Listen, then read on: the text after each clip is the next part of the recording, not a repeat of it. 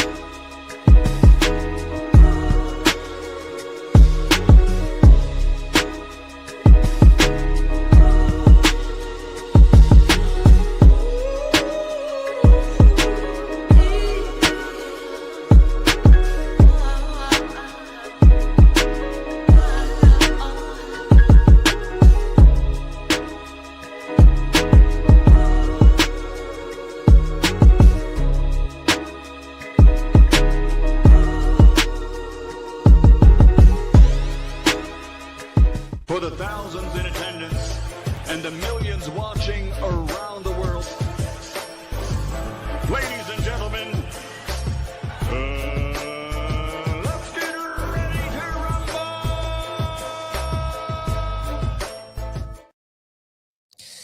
Yeah. What's going on, family? It's the boy Coach Malachi in the building, and we are back. Too Many Podcast. We back up in this BI, man. Salute to the family. Peace to the family. Y'all know what time it TI is, man. It is what it is. To this day. Yeah, man. To this day, man. Happy Thursday. I think we got a heavyweight fight coming on this weekend. We got Waterley and Daniel Dubois. So, yeah, that's gonna be a good little banger over there. And that's gonna be a good little banger because the UK got all the goddamn heavyweights. So, y'all know how that is. They got that on lock. You see what I'm saying? You know what I mean? So, when we had it over, I ain't gonna lie, we had our run though over here. When we had boxing, we talking about, damn, dog. I could just reminisce now. You see what I'm saying? Just when we had, because I remember how it was, then I'm looking at how it is, and how it is not where it's not, it ain't where it's, you know what I mean? How it is, it reminds me of what it ain't. I just say that. How it is reminds me of what it ain't. You know what I mean? But, one thing about me, I don't complain. Ain't nothing to complain about. Shit. I ain't tripping either way. You did. You know what I mean? We're going to roll with the punches. I got some good stuff coming down the pipe. You know what I mean? But I'm going to keep my mouth closed. I ain't saying nothing to nobody about it. But been working very diligently. I can promise you that. I need to be doing some double time. That's why on the weekends, I don't like really going live, because on the weekends, I got to try to, it's busy. But I try to get the busy shit out the way and then lock in. And then now, I'm finished doing everything what I needed to do, though. So now I'm finna get ready to, we finna get to it. We finna get motherfucking to it, boy. Lord have mercy. Boy, y'all have no idea. Anyways, let's get ready to get into the show. Let's see what we got right here. Who we got here, man? We got D4L. Shout out to D4L. D4L in this BI. Hold on, let me pull my thing. Pull my soundboard down. All right, cool. Hold on. Y'all hold on for a minute.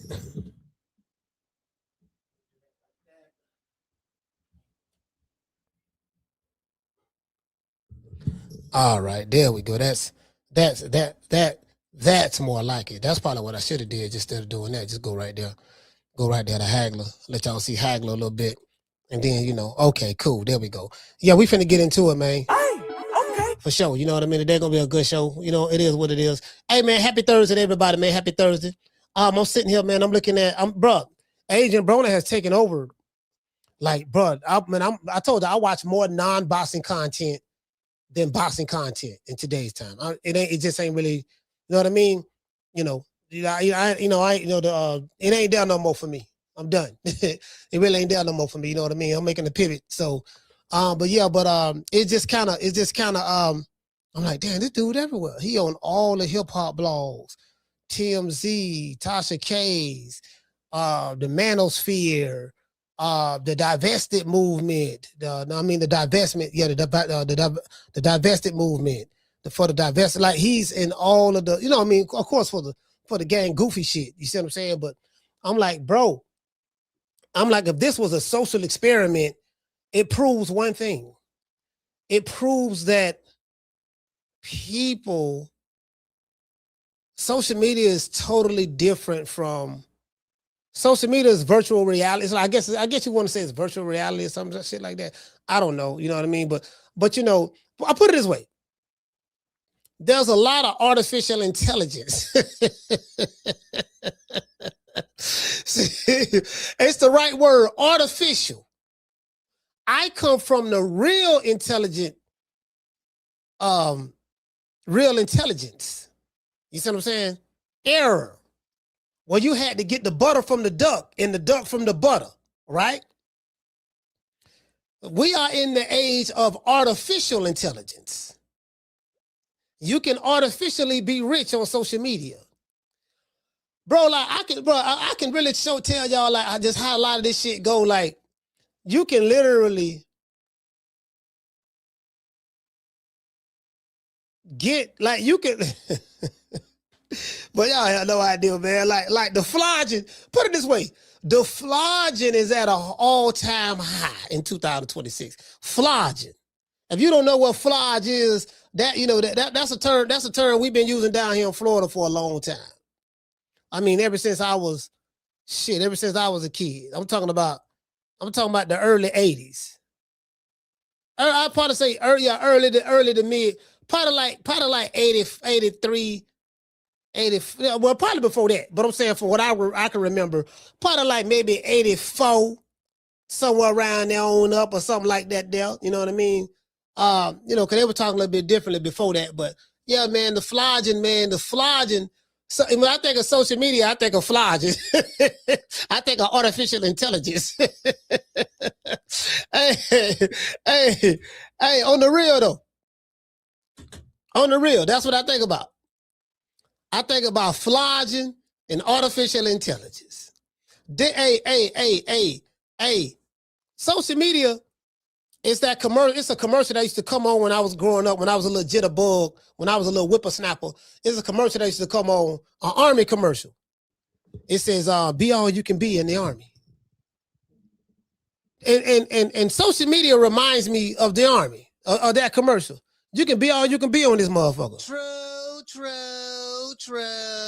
You can be a gangster if you want to be on here. You can be a gangbanger if you want to be over here. Now I ain't saying over here on this channel. I'm just saying on social media. You know, you can be a pimp, a player. You can be a lawyer. You can be a mama and a daddy combined into one. Hey, you can be a dummy. You know what I mean? You know what a dummy is? A dummy is a cross between a mommy and a daddy. You dig? To this day. You know what I mean? You know, my son.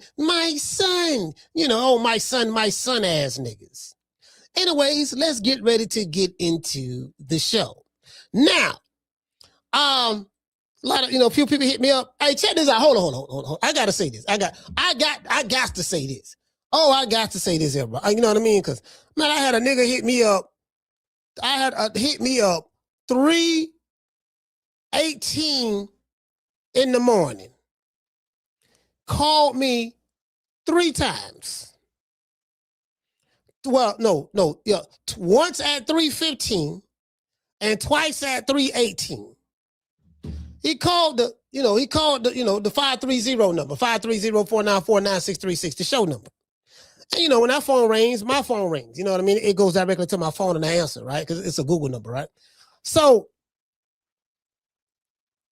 I didn't, you know, I'm like, I woke up, I'm like, who the fuck is this? I didn't even answer the phone. I just put it back down, right? So when I woke back up this morning, that shit was on my mind. I said, man, who the fuck calling me, motherfucker? You know what I mean? Like, goddamn, you know, I thought it was a spam call. I'm looking at it, right? And then they left a message. And the message sounded like a nigga was drunk. I don't know. The number was from Cleveland, Ohio. Number says it's a Cleveland number. 216. A 216 number, Cleveland number, right? That's what it say, right? This month, I say, when I heard the message, I say, he called the boxing number? Who in the hell? Now, he probably was up late watching the replay and all that stuff there.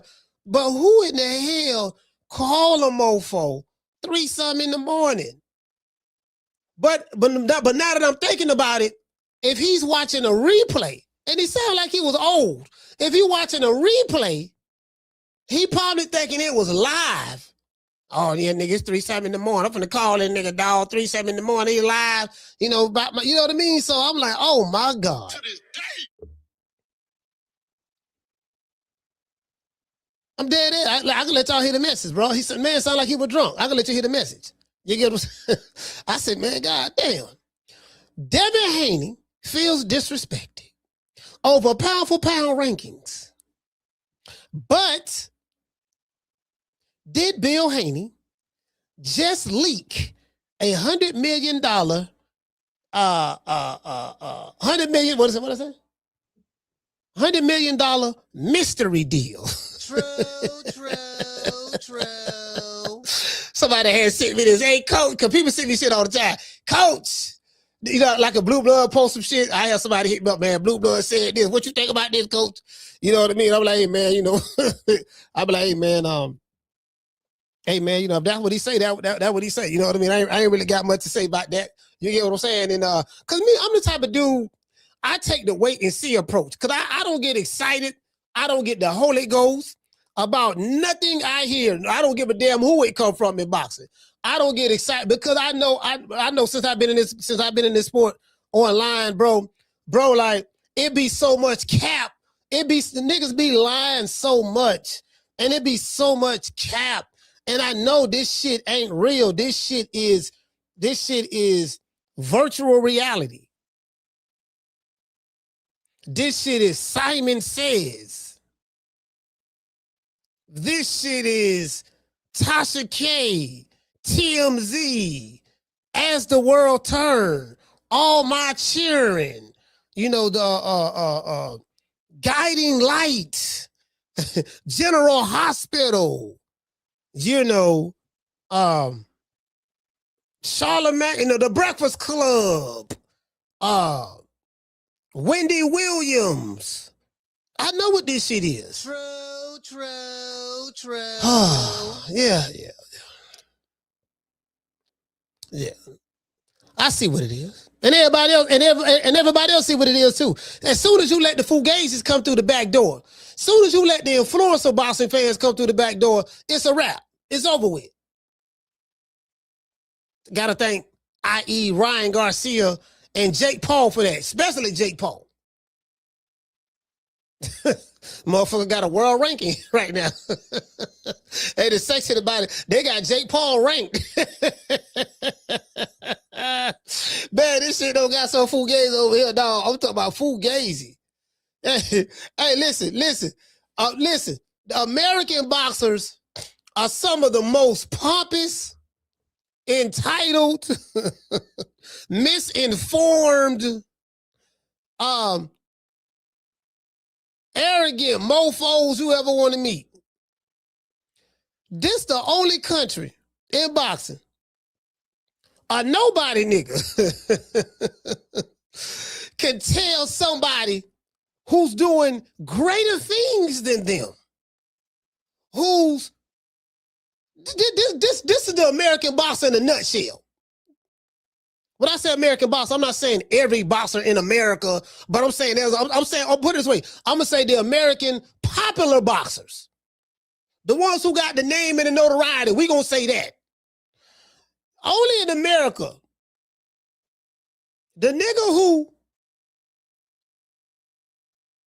done less than the guy that's above him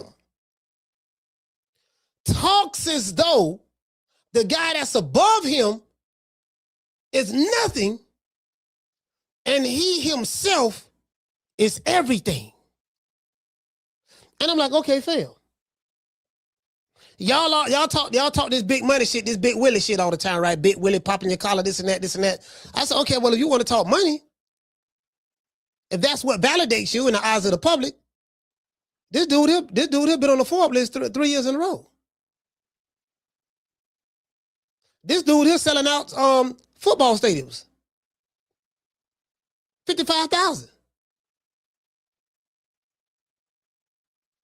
And he a little motherfucker.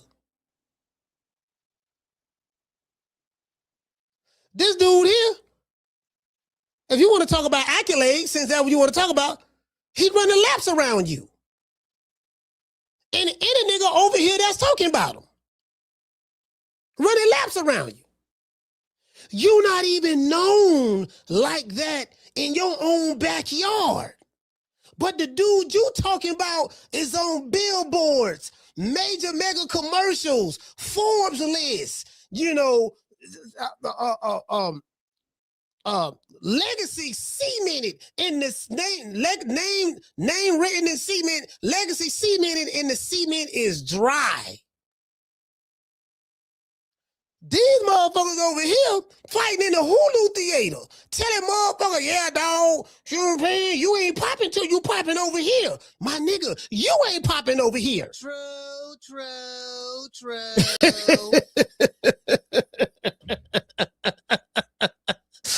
Hey, bro. Hey, Jamie. And listen, a dude who ain't popping telling the dude who is popping that he ain't popping until you popping over here where I'm from. But you ain't popping where you from. He popping where he from. Why you ain't popping where you from? Like, I mean, I'm just, you know, I just me. You know, again, I ain't saying no names. And again, I don't want to throw anybody under the bus. I ain't saying no names.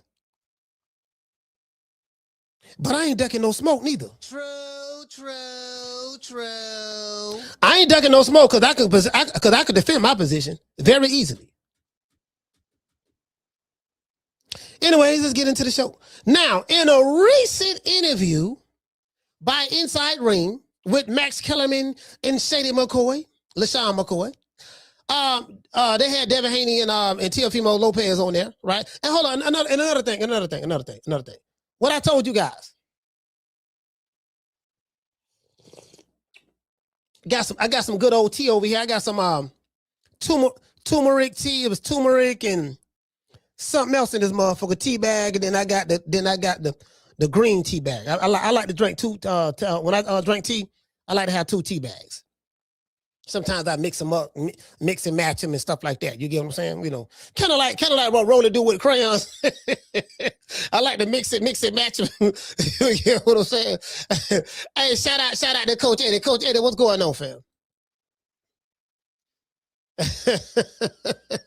hey, Daniel say McCoy definitely don't know shit about boxing. Facts. They got a football player that inside the ring, and they talking about boxing. You can't make this up. To this day.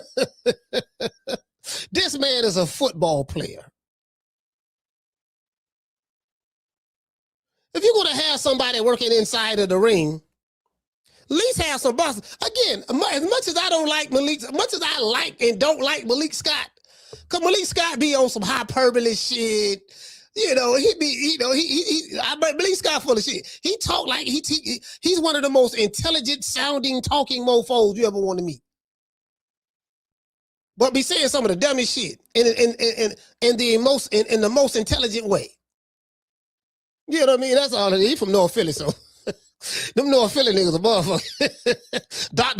I.e. Dr. Ubar, the Prince of Pan-Africanism.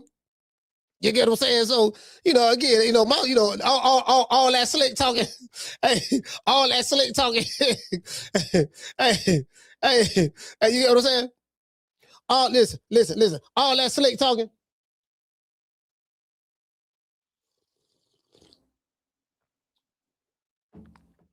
Yeah, man, I'm like, man, I can't, you know what I mean? Hey, what you say, Curtis? Curtis say, that's like you coming talking horse racing to me. And all you do is a boxing podcast. Yeah, exactly. I don't know nothing about horse races. But hold on, Curtis. Not only that, that's like me arguing with you vehemently about horse racing. And all I do is boxing podcast. I don't know nothing about a horse race. I don't saw a video or two on YouTube, think I know something. Then I want to debate you in the subject matter that you're an expert in. And I'm talking about motherfucker that's what get me. The motherfucker who you run circles around, he want to argue with you vehemently. That's why I say, I don't even be arguing with these niggas, man. I can't do it. Hey, shout out to MRG, man, for gifting 5 people memberships. Let's give those 5 people that MRG gifted, and let's give MRG, I'm not MRG, sorry about that. Mr. AGR, my bad, brother. I'm kind of like on the stick. A round of applause. Hey, Give him a round of applause. Kind of on the stick a little bit, but you know. I say, man, these motherfuckers like to get, they like that gang goofy shit. That's what main man Melvin Farmer say. Yeah, he say, yeah, coach, they like that gang goofy shit. You see what I'm saying? We ain't on no gang goofy. I say these niggas be flogging, dog. The flodge game. It's not about reality. It's all about what I want you to perceive it is.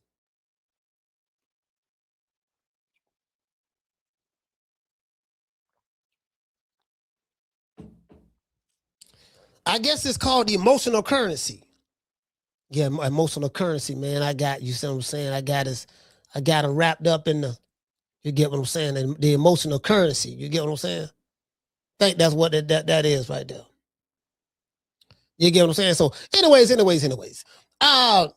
Haney expressed his displeasure with his placement on the pound for pound list on the Ring magazine put out a pound for pound list, right? And I'm not going to sit here and lie to you. I was listening to my main man, CJ Goodfella, right? Out of Detroit. Y'all check him out. He kind of he funny. He funny in the motherfucker. I don't know why I be watching this shit, man. He funny. He be saying, you know, he be saying a lot of little slick shit, funny shit. See, them niggas out of Detroit, there's some slick talking mofos, boy. I know some cats out of Detroit. I grew up with like in the early 90s and shit. Them cats out of Detroit, man, them cats a motherfucker, boy. There's some hustling ass. That's a hustling ass city, boy. Anyways, but well, that's how it was back then. I don't know how it is now. But anyways, so what I'm saying is, so let me see. So the Ring magazine in today's time is not what it was from historically. Everything that's here in today's time, whether it's modern day boxing, whether it's modern day boxing reporting, whether it's the modern day of doing things, it's all artificial intelligence. It's so watered down now. And sometimes, you know, you can mix the truth and the lie together. Like mixing beef and pork. You get what I'm saying? The truth and the lie. And I remember when I had Dougie Fisher on this show, and I never forget. Shout out to Dougie Fisher. The sisters in the chat ran him off the block. I ain't gonna say no names because I ain't snitching. You know what I mean? But again, I don't want to throw anybody under the bus. But it was some women that ran him off the block. I want to say Karma Serene was over here. I ain't saying no name. Lisa Bales. I think Lisa was the only one that was acting good. My sister Bless 365. She was over here. That 90s chick, she used to be called Foodie back then. Lady Shan was over here, but it was like the women was deep over here that day. I don't know what it was. They were just, I think Miss Connie was over here. They were just they were just on his bumper that day. I don't know what he did. They were just on his bumper. And see, Dougie Fisher, who but now Dougie Fisher is a boxing historian. When he talk, I get quiet and just listen. He's a boxing historian. You get what I'm saying?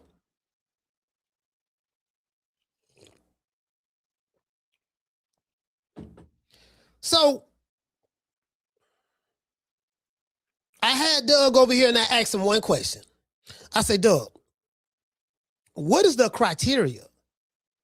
Because this is a very, very important question. What is the criteria for someone to get inducted into the Hall of Fame? And then I asked him about pound for pound and all that stuff there. So he told me that the Hall of Fame criteria, which, you know, it's kind of crazy in today's time. Then we spoke about the pound for pound and all that stuff there, and that's subjective, right?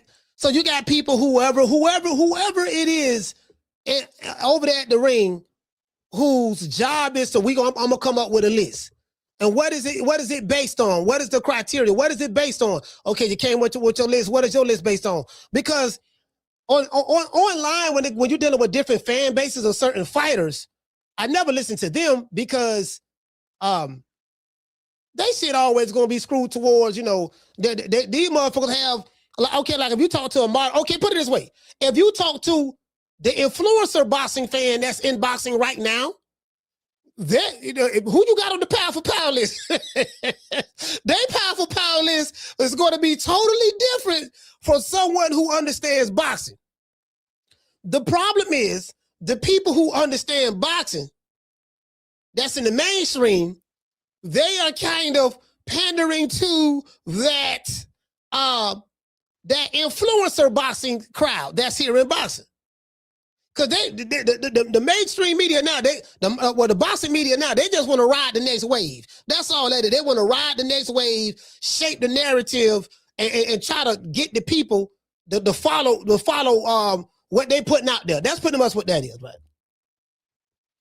So I'm saying back, so I never hold any credence to it. So I'm watching this interview. So Devin Haney, he think he's BS. He don't like the fact that Inoue is number one. He's, and all that stuff there. I don't really get into that shit. I'm like, who cares? I don't like my placement on a pound for pound. Okay. For one, you had nothing to do with your placement on the pound for pound. You don't have a vote. For two, you're upset about a group of people who you don't even know, or you may know, who are giving their opinion on who should be on their list. Now, of course, it represents the ring, but the ring of today's time is not historical like it was when it first came out and back in the day. Now, Turk Ali Sheik said that he's trying to bring it back to that, and I see some things that he's doing, and I do like it. I'm saying from a publication standpoint. Now, as it relates to the media mouthpieces he have over there, that's a whole nother story. They don't flip Max Kellerman, so they don't flip Max. But I guess Max had to do what he had to do for the check. And Mike Carpenter, he kind of like the Ellie sucker nigga nutsack, but on the mainstream scale, on the mainstream, on the big mainstream scale of boxing. He the Ellie sucker nigga nutsack version of that. You get what I'm saying? So, so it's all bouffalé, what I'm saying, right? So I hear what Devin's saying, but of course if you ask him, he probably say he feel like he should be number one. For whatever the reason may be. And that's fine. If I was him, I wouldn't even get upset about, powerful, because this is the thing, right? Because it shows me that you're looking for validation from the very same people who you speak out of both sides of your neck about. What do I mean by that? It's called double speak. What I mean by that is this. Yeah, man, they don't treat me right. They don't do this. They don't do that. And then your fan base to say, Devin Haney's fan base, that is, they'll take the racial angle. Yeah, man, the white folks doing the brother like this and the brother like that and this and that, and these coons don't like Devin and yada, yada, yada, yada, yada. And I'm like, okay, I hear the Devin Haney fans talking points, but that's not the Haney's talking points. Did you get what I'm saying? Sometimes the fan bases, it's like this here, right? It's like the Democrats and the Republicans.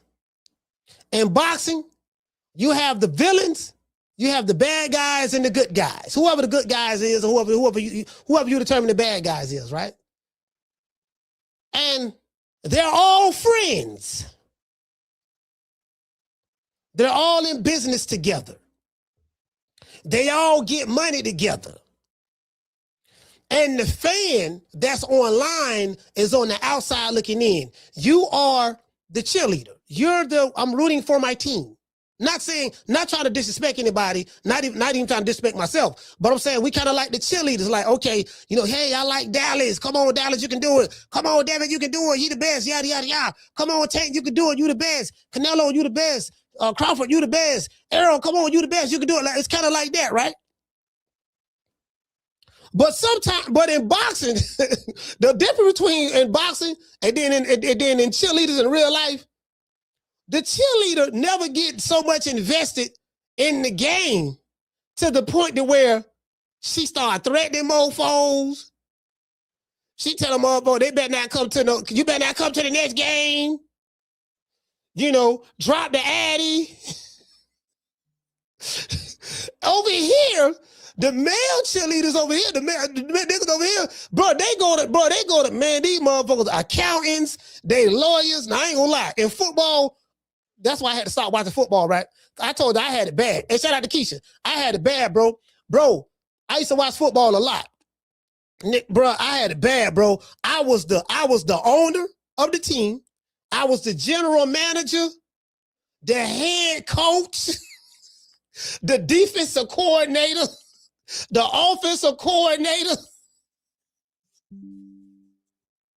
Nigga get fired quick fucking with me. Yeah, man, he missed that field goal, dog. Listen, that 3 field goals he missed this week. 3 field goals he missed in one game. Yeah, dog. Matter of fact, we ain't worried about it, dog. You ain't even getting on the plane with us. Just stay right here. We finna cut you your check right now. Here you go, dog. Bam. Here you go. Just catch an Uber, go somewhere. But you ain't get back on this plane with us coming back to Tampa. Cause nigga, you don't blow wreck like me. That's how I was in football, bro. I had it bad, bro.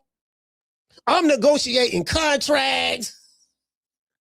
Yeah, no, I ain't gonna lie, my nigga. I know what your agent say. What's your agent name? Rosenberg? Yeah, tell Rosenberg I said what's up. But tell him I said this here, man. Look here, man, bro. Like, bro, you blow wreck last year, fam.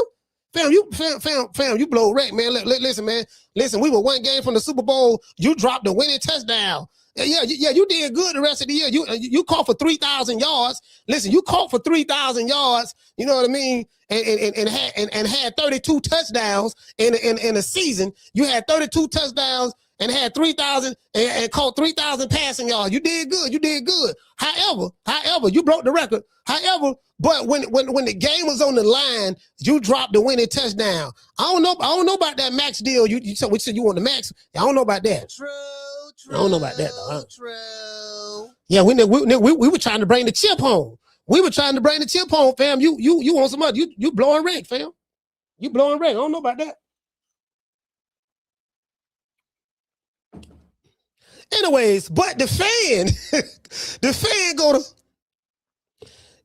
to getting out his place. And I tell y'all, I said all these dudes, they're cool with each other. You saw how T.O. and Devin was on stage, was getting interviewed by the Ring. Wasn't nobody talking about no racism and when there was no hostility and all that stuff there. I told y'all these guys in a different social economic status in society. The fan takes it more personal than the fighter. That's why I told y'all it ain't a black fighter in boxing that I'm gonna ride for. It ain't one of them. Not one. Because at the end of the day, these dudes gonna play the game. And I'm not a part of the game. And since I don't get paid and I don't get no check, the cap, or I ain't a part of no boxer's team or entourage, if I was, you know what I mean, I'll let you know because I'm getting paid handsomely. So there's really no benefit in it for me. I care nothing about the access. I got my platform over here and I'm doing well for myself. So I really don't need a nigga, to be fair. Cause see, I know what it's all about. It's about the money. It's always about the money. All this other shit just semantics. Yeah, you do. Yeah, you did pretty good on your views, baby boy. But how much money your channel generating a month? True. And how you living?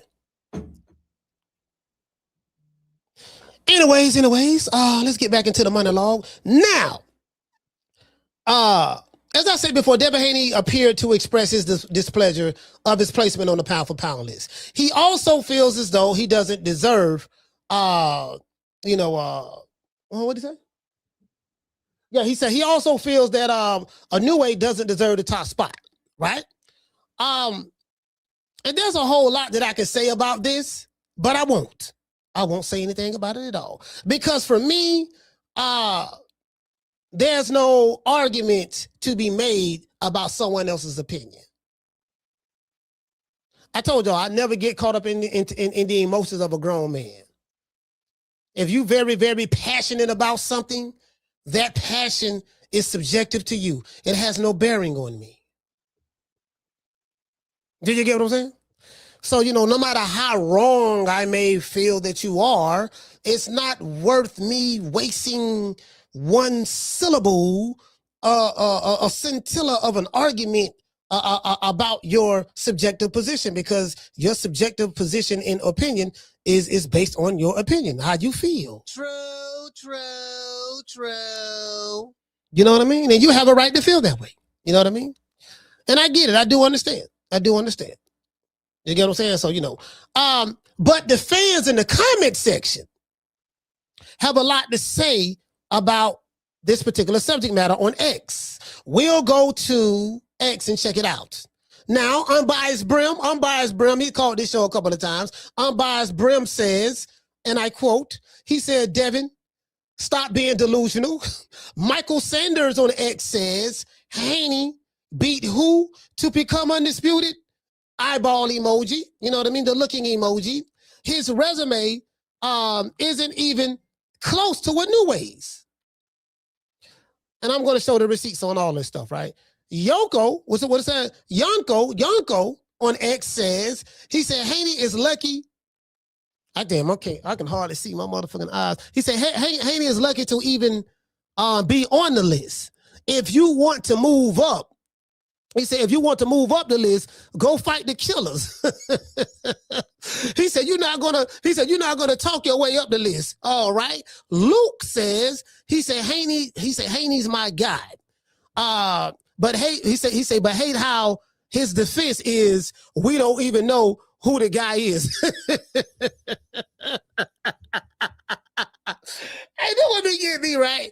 These dudes don't even be watching the smaller weight division. We don't even know who this dude is. I'm like, fam, there's quite a few niggas you got on your resume that we don't know who they is. But you know, but what? Just because you don't know him, don't mean he wasn't good. And then the motherfucker go to running down the dude resume who you say you don't know. You get what I'm saying? So it's a whole lot of motherfuckers that them niggas don't know over here. Shit, motherfucker, Teofimo Lopez got beat by George Kambosos. I ain't never heard of George Kambosos before in my life.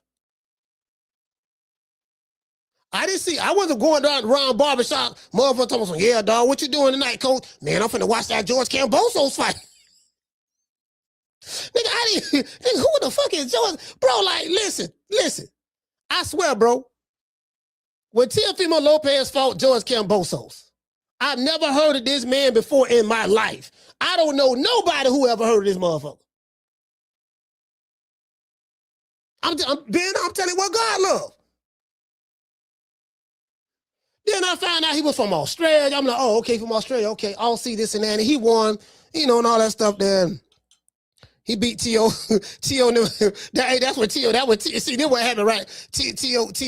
and his daddy, T.O. and his pappy. They had no beat Lomachenko. Then they tried to go on a world tour with Bad Bunny. We did it first, and we motivate even the greats. This is different. You understand? We have Jennifer Lopez, we have Maluma, we have J Balvin, we have. So when I called him up, I was like, "Yo, what do you think? What do you think, Eddie? If we bring the belts together?" And Eddie said, "That shit is a good idea." I think the only person that can beat Canelo right now is like maybe 4 years or 5 years from now, my son. You know, like Triple G and Canelo and all these guys, they're bums, bro. They're bums. But once Teofimo became undisputed, look how many champions we got that's undisputed now.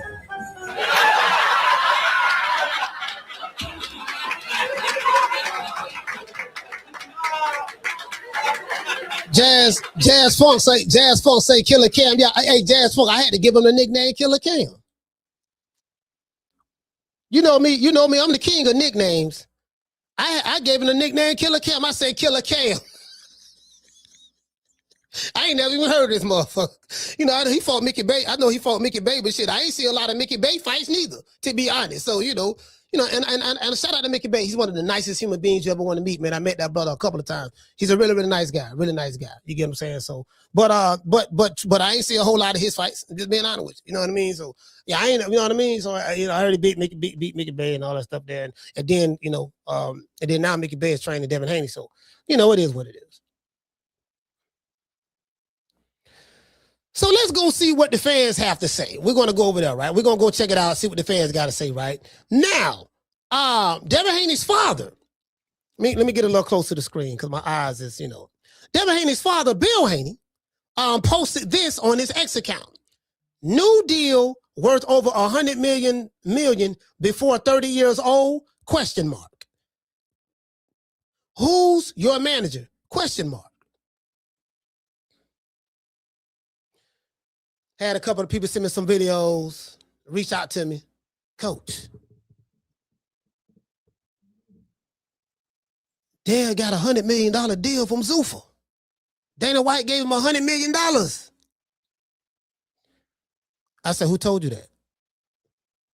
What you mean, who told me that? I forgot who they said. I want to say Blue Blood. I want to say it was the Blue Blood or IQ TV or one of them. Somebody said they did it. Yeah, they just shot a video saying he got 100 million. You know what I mean? And then Bill posted on Twitter. He said that they gave him $100 million. He said, they said it. Then what the dude told me, yeah, Bill posted on Twitter that Dev just got $100 million from Zuffa and all of them there, right? I said, yeah. He said, yeah. So I looked it up. I looked it up myself. So I saw Bill Haney's tweet. Bill Haney's tweet said, and I quote, new deal worth over 100 million before 30 years old. Question mark. Who's your manager? Question mark. I'm not, okay. Brother told me that Bill posted saying that Devin got $100 million from Zuffa. $100 million deal, this and that. And I saw the tweet and it didn't say that. It said nothing about Devin at all.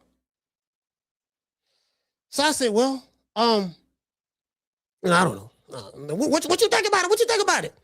I say, man, I mean, I don't know what to make of it. Bill made a post with 2 questions.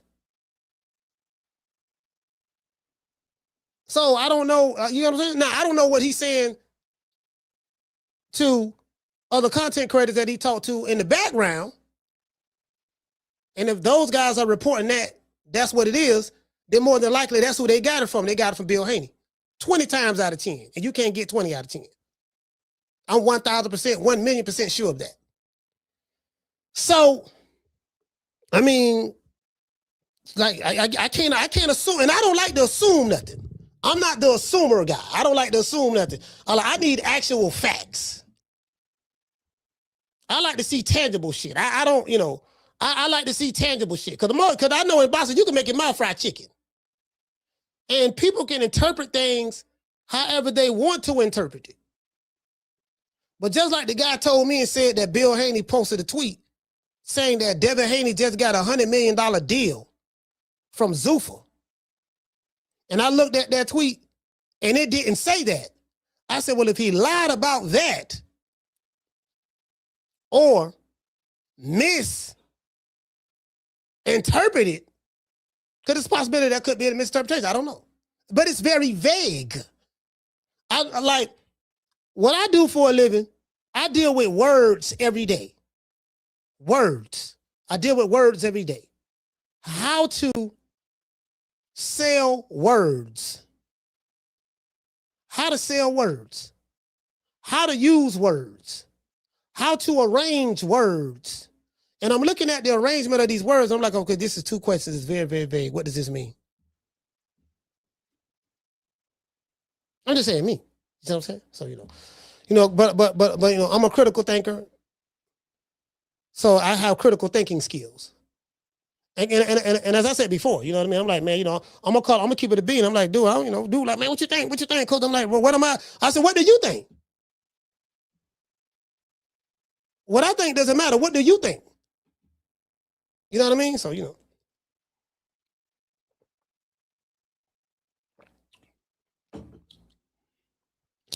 Anyways, now that there's a lot, as I said before, there's a lot that I can say about this as well. Why? Because this is very vague. This particular comment, the post that Bill made, is very vague and says a lot of nothing. However, I have a good idea of what Bill Haney is doing here. Let's go to X to see what the fans, the people have to say. You know what I mean? Because they do it for the people, by the people, of the people, because we come from the people. And who am I to argue with the people? You get what I'm saying? Do you guys feel that Devin Haney is right to feel disrespected about his rankings on the pound for pound list with Ring Magazine? What do you guys think about Bill Haney's new deal worth $100 million before 30 years old question? Who's your manager question? What do you think about those questions? Because he asked a question. He didn't say, hey, my name is Bill Haney. My son, Devin Haney, just signed a $100 million deal with Zuffa Boxing. You know what I mean? We got the bag. He didn't say that. He didn't say that. Can anybody send me somewhere he said that? I'd be more than happy to share with the audience. More than happy. Let's get into the show. Today's show is sponsored by, y'all know the one and only, Foster's Barbershop. If you're in the city of Tampa, Florida, download the app Booksy. That's BOOKSY. Foster's Barbershop is located at 1923 West Main Street, West Tampa, Florida, 33607. Let them know that Coach Malachi sent you, and you will receive a 10% discount. Let's give our sponsor, Foster, a round of applause. Oh, and another thing right after this. Down from the bar, there's a platform stage. People pimping, sharp as razor blades. But I ain't gonna lie, but that tea tastes pretty good, man. You know what I mean? That tea tastes pretty good. You know what I mean? So it is what it is. And if you are a YN and you are about that life and you on that gangster shit, guess what, baby boy? You need to get familiar with IT bail bond. Sitting in any kind of jail right now for child support, driving on a suspended license, or a missed court date, don't even trip. I made one phone call to IT bail bonds and they had me out the same day.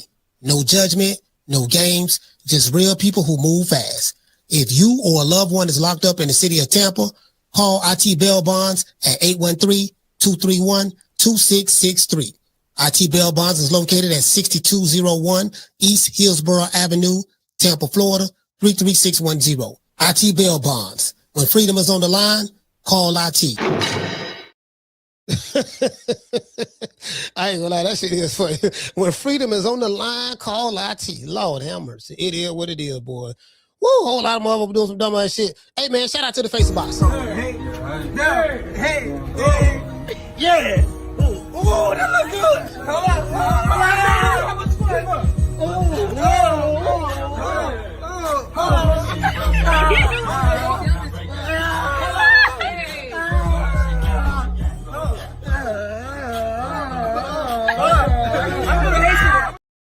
Yeah, that retarded shit. That's that retarded shit, dog. That retarded shit, dog. Trying to tell you, dog, that we on that retarded shit, dog. Yeah, I know. Lord have mercy, Lord, I know. I want to dedicate this show to the hood. I want to thank the whole hood who came out here. I love y'all. I did this for the hood. Y'all know I beat that boy. And listen. And I want to dedicate, and I also want to dedicate this to the PYTs, the tenderonis, the honey dips, and them brothers out there who holding it down with their snow bunny. See your eyes shining, she's my snow bunny, please.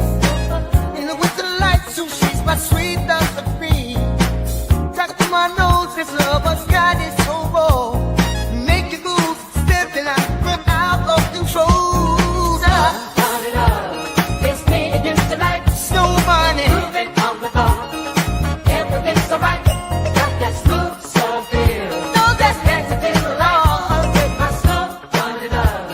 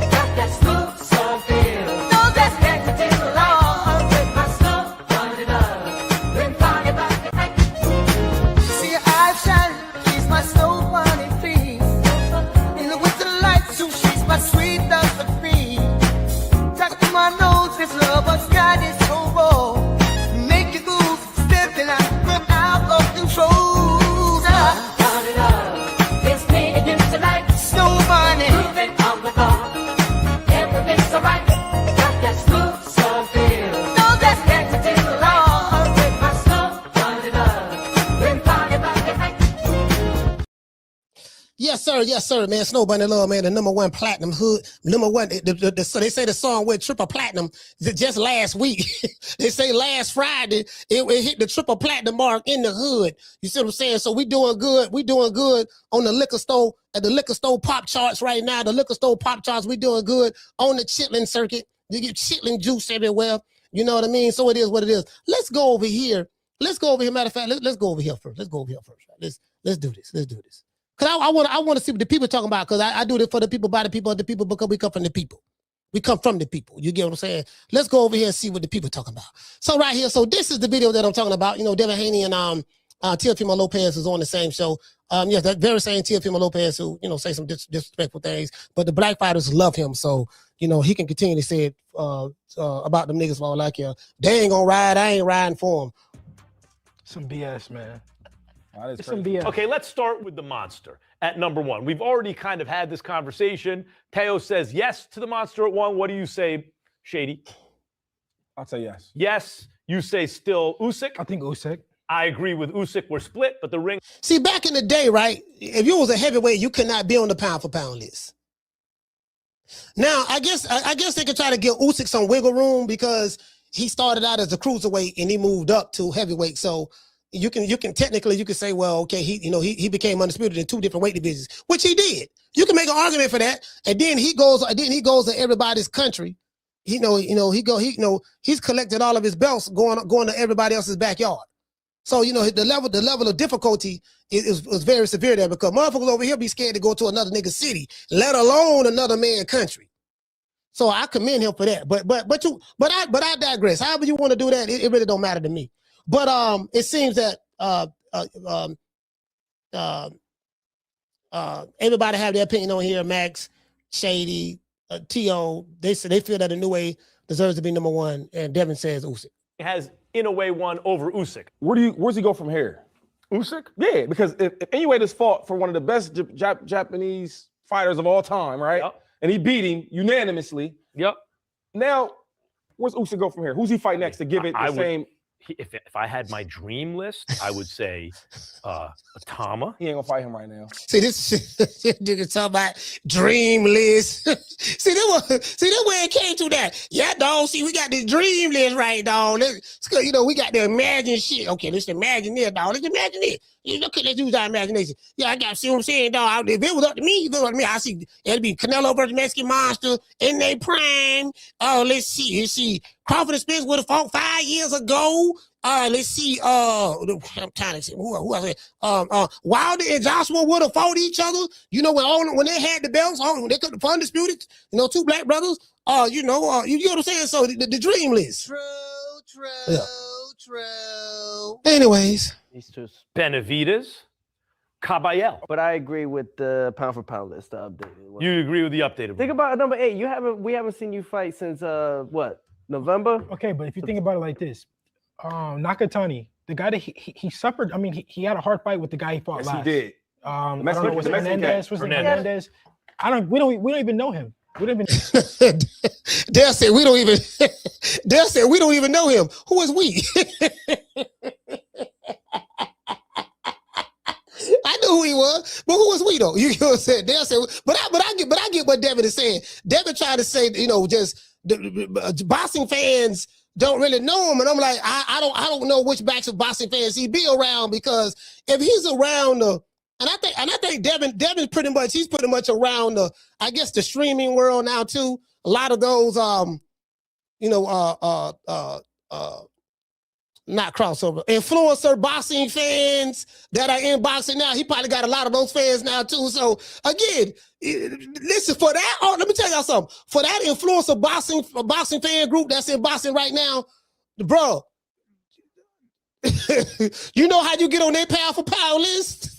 Yo, how many TikTok videos you made on went viral? You know, you got to have a viral TikTok moment. You know, you got to be streaming like Dean the Great, and everybody seeing you acting a damn fool, a donkey. You got to be popping. Like, there's not a boxing. These guys don't have a boxing criteria.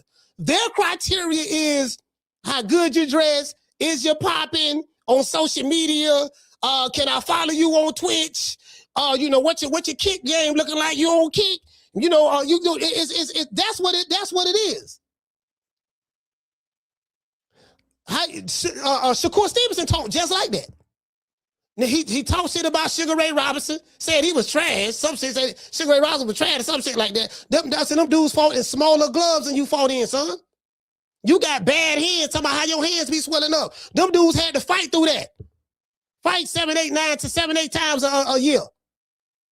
Smaller gloves, harder gloves, horsehair gloves, the small ones, 8 ounces, 15 rounds, same day weigh-ins. These niggas talk like cat. I'm talking about even the bosses, the young bosses, they talk like casuals. True. That's why I say this shit so watered down, dog. This shit so watered down and buffalo. It's like eating a boiled crab with no seasoning. Have you ever had crab shallow? I don't know where y'all from and have y'all ever heard of that before? Crab shallow. Crab shallow, I know they probably eat it they definitely eat it in Florida. I know that. Probably in the South, you know, Florida, Georgia, Louisiana, stuff like that. Maybe Tennessee, something like that, you know what I mean? Alabama, in the South, right? Crab shallow, you know what I mean? Like, just imagine eating crab shallow with no seasoning and no ragu sauce. True. Shout out to Aquila. Imagine that. If you old enough to know better, you know what crab shallow is. These jitterbugs probably don't know nothing about that. New era now. Just try that. Try eating you get what I'm saying? That's what, shout out to Brandy Sweet Like Candy. That's where it's at now. Know that guy, right? Do you know? He's say again? The guy that Nakatani fought before anyway. But no matter what, he had to go up in weight, and he let go and vacated his Ring Magazine title at 118 to move up and to face Inoue. If that was the case, I should be Ring Magazine champion because I went and beat the #1 guy. Not exact. There's a logic why that doesn't work. For me to become Ring Magazine champion at 147, I got to go fight. When are we gonna get you unifying? We need yes, I see why you, from your point of view, it's like, come on. For me to be Ring Magazine champion, I would have to go fight Brian Norman again. It's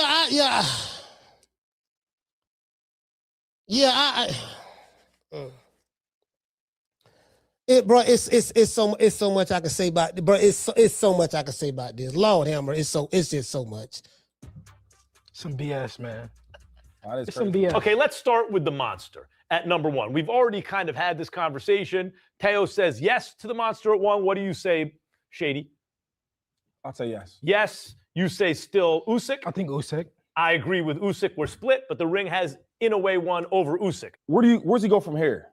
Usyk? Yeah. Because hold on. And another thing, right? And another thing. I hear what Devin Haney is saying. The question I have is this.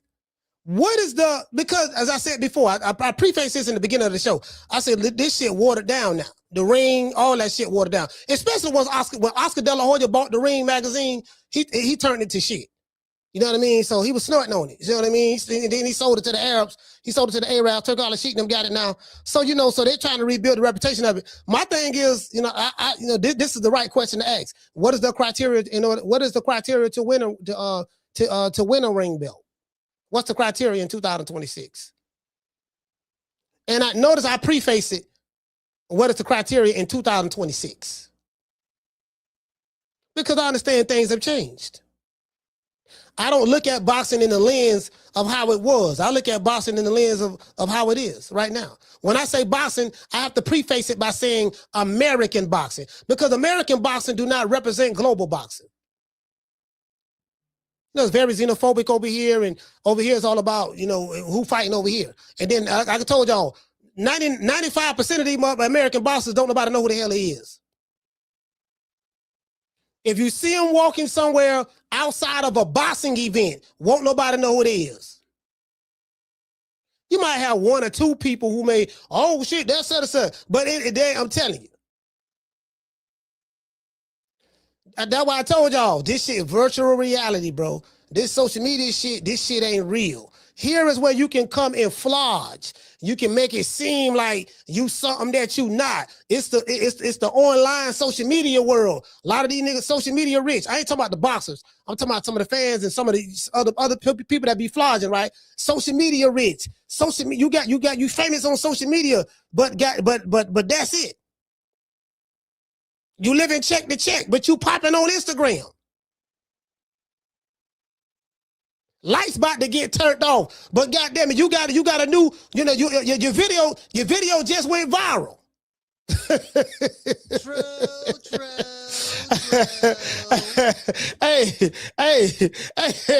Hey, dog, my lights finna get turned off, dog, but my video just went viral, dog. I just went viral. Oh man. Ooh, Lord have mercy. Lord have mercy. Please don't get me started. Yeah, I don't even know what's the criteria in 2026. If anyway, this fought for one of the best Japanese fighters of all time, right? Yep. And he beat him. And then you got a dude who don't know nothing about boxing on a boxing show as a comment, as one of the main journalists. You can't make this up. True. You never would have saw nothing like this back in the day. You ain't gonna never have no novice on no goddamn. Come on, you never would have saw this back in the day. Never. He wouldn't have been next to no Howard Cosell, Letterman, all the other legendary commentators from the 60s and all that stuff. I forgot my main man name who passed away. Yeah, I'm just saying, man, come on, fam. Nigga, please. Unanimously. Yep. Now, where's Usyk go this from ain't there? no Who's he fight shade. next to give it? This ain't no shade. It's Shady. I know his name is Shady McCoy, but this ain't no shade. It's Shady, but hey, I'm just speaking the truth. Same. If I had my dream list, I would say Atama. He ain't gonna fight him right now. He's just Benavidez, Caballel. But I agree with the pound for pound list, the updated one. You agree with the updated Think about number 8. We haven't seen you fight since what? November? Okay, but if you think about it like this, Nakatani, the guy that he suffered, I mean, he had a hard fight with the guy he fought last. He did. I don't know, was it Hernandez? Was it Hernandez? We don't even know him. We don't even know that guy, right? Do you know? He's say again? The guy that Nakatani fought before. Anyway. But no matter what, he had to go up in weight, and he let go and vacated his Ring Magazine title at 118 to move up and to face Inoue. If that was the case, I should be Ring Magazine champion because I went and beat the #1 guy. Okay, did Brian Norman Jr. have a Ring Magazine belt when Devin Haney fought him? Yeah, that didn't make no sense. That didn't make no sense. I hear what Devin's saying, and he's trying to diminish Inoue. This is what he's doing. He's trying to diminish Inoue by basically saying, "Oh man, well he's #1, but he's #1 based on who he fought. He ain't fought nobody because the dude he fought ain't fought nobody because we ain't know who that dude was. This and that. So this is what he's saying, and I should be higher." But his argument is weak. I mean, if it was Devin Haney, he probably feel he should be #1. Understandably so. And he's supposed to feel that way about himself. And I like and I like Debo Dale, but I'm just saying, yeah, he kind of lost me with this one. But let's see what the people talking about. Let's see what the people talking about. Because I do it for the people, by the people, of the people. You know what I'm saying? But and then we gonna move on. Then we gonna move on to the cat in the hat. So Michael Sanders says Haney beat who to become undisputed? His resume isn't even close to Inoue's. Okay. And I guess he's addressing the fact that Devin Haney is trying to diminish Inoue's resume. I don't think he want to do that. That wouldn't be a good idea. Let's see. Unbiased Brim say Devin stop being delusional. This guy Yonko says Haney is lucky he's even on the list. If you want to move up on it, move up on the list. I guess he's trying to say go fight the killers.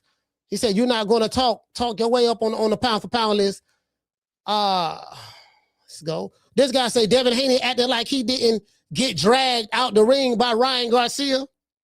This guy says Haney my guy, but I hate how his defense is. We don't even know the guy.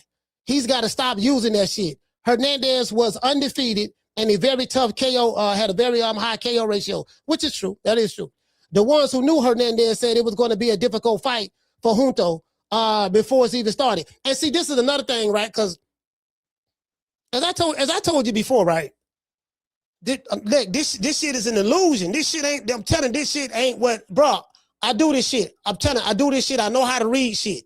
because I do this shit. I know how to read analytics. I know how to do research. I see what this shit is. And I'm like, man, okay, cool. This is the same old ploy they used to do back in the day when they had a monopoly on the media. And right now, you know, there's a monopoly on it right now in different sectors and stuff like that. So I mean, I see what's going on. You know what I mean? But it is what it is. I ain't tripping. This guy said Junto beat Hernandez is better than Haney beating Ramirez. He said, and Junto unified less than 10 months ago, like 3 divisions, like Devin. He said, plus giving pound for pound number 1, Inoue is the closest fight of his career, and a loss is about the same when Devin beat Norman in the manner that he did. Nah, I don't know about that. I don't know if I agree with that all the way, but this guy said Devin actually pointed some flawed logic with respect to the Ring Magazine rankings for each respective weight class. He beat Brian Norman Jr., and for him to qualify for the ring, he would have to beat him again, considering he's ranked number 2. That makes no sense. But see, this is the thing though. What is the qualifications to get the Ring Magazine belt anyways? I don't even know what the qualification is. I can't tell you in 2026 without Googling it or ChatGPT in it, what is the criteria to get the Ring Magazine belt? Because Terrence Crawford had it, that made him the lineal champ. Then he moved up the ring. Yeah, we talking about the ring belt. Then he moved up. And then I think Boots got elevated to the IBF. Then Stanley Owners got elevated to the WBA. Then him and Boots fought each other for unification. And then I think they gave Boots the belt. Then they gave him the belt after that because he unified. And then he moved up to 154 and it went vacant. So I don't know what is the criteria. Like, I don't see how beating Brian Norman would make Devin Haney automatically be the ring champ. I don't see how, because Brian Norman, was he ranked number 1 by Ring Magazine? I don't know if he was ranked number 1 by Ring. He probably was. I don't know. I don't know if he was ranked number 1 by Ring, but again, I don't even know the criteria, bro. Just like, again, because this shit is so subjective. And 1 minute, you know, again, and that's what's wrong with boxing right now. 1 minute they say one thing, then the next minute they say something else. Then the next minute they'll do it like this. Then the next minute they'll do it like that. And I'm like, I'm confused. True. Yeah, I'm confused. This guy said Inoue, Usyk, Shakur. He say second tier. Bam, Benavidez, Nakatani, Bivol. He say then the rest. Haney is somewhere here. This guy say Devin Haney is a effing haters. He say Ninja forget he got dropped 300 times or what? This guy say Haney's logic makes sense. He say he is number 1 and has beaten number 2 and did so convincingly. So apparently, I guess Brian Norman was considered number 1 by the ring. So you know, if that's the case, then Devin Haney might have a point. This guy say popularity doesn't mean they're a good fighter. Just because Hernandez ain't known don't mean he's trash. And those are the facts. See, this is the problem with American boxing. Those are the facts. Did you guys see this right here? Popularity doesn't mean good fighter. Just because a Hernandez isn't known by you, by that particular fighter or his fan base or whatever the case may be, doesn't mean he's trash. And this is the celebrity boxing, influencer boxing is. The fans who watch boxing now from the celebrity boxing and influencer boxing world,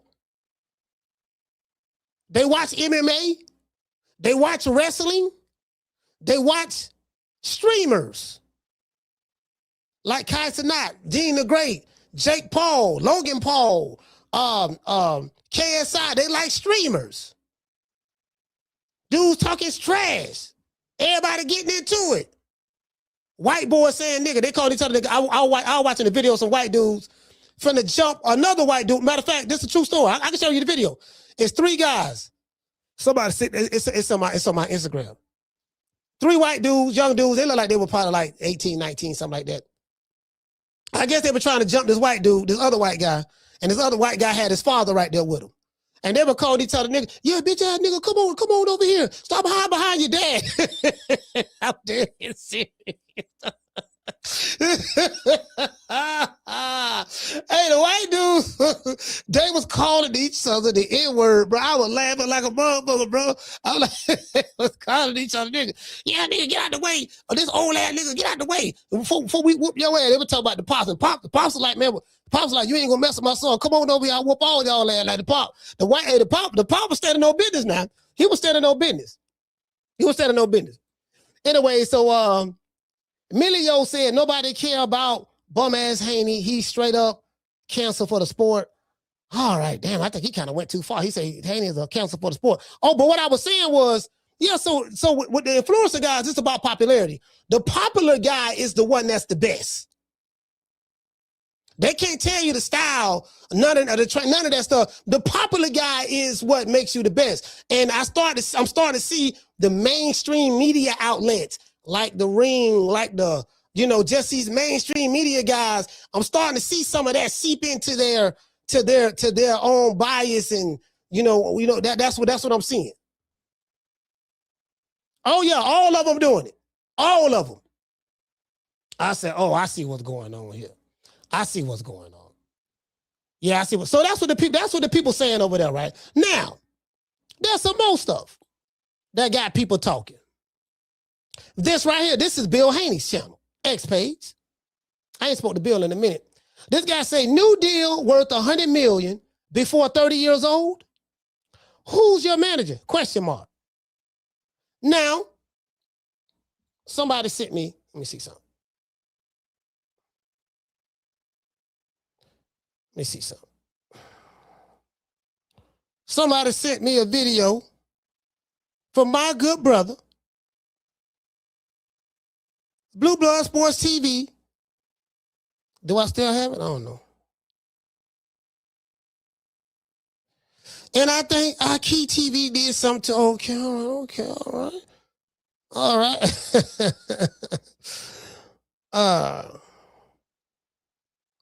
Okay, all right. So, oh, let's do this right quick. Let's do this right quick. Hold on, let's do this right. Hold on, hey.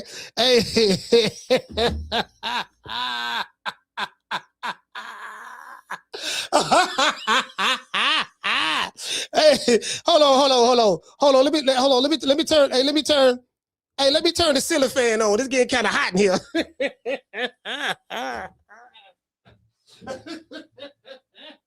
Hey, it's getting kind of hot. It's getting kind of hectic. It's getting kind of hectic. Yeah, man, it's getting kind of hectic up in this bitch, man. Damn, man, you know what I mean? Shit. Let's go ahead and decipher this right quick. Let's decipher this. Let's decipher this right quick. Let me go ahead and pull this up right quick. All right, let's see. Let's pull this up. Let's see what's going on. I haven't seen this video, but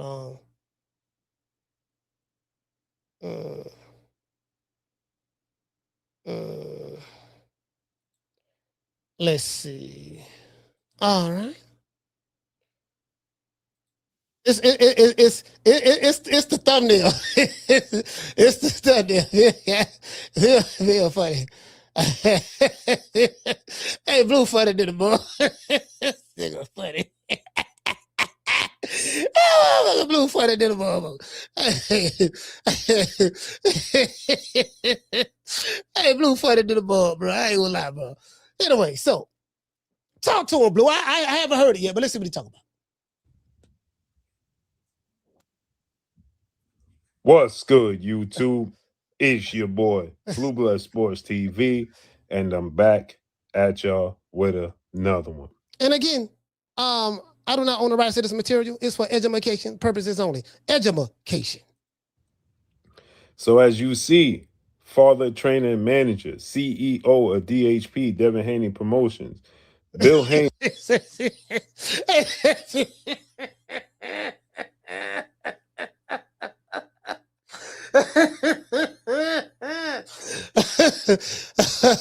All right, let me get it together. Reveals a possible mega deal, more than likely coming from Dana White and Zuffa Boxing, with Devin the Dream Haney. So I'm listening to the language. Bill, so Blue said Bill Haney hinted at a possible deal.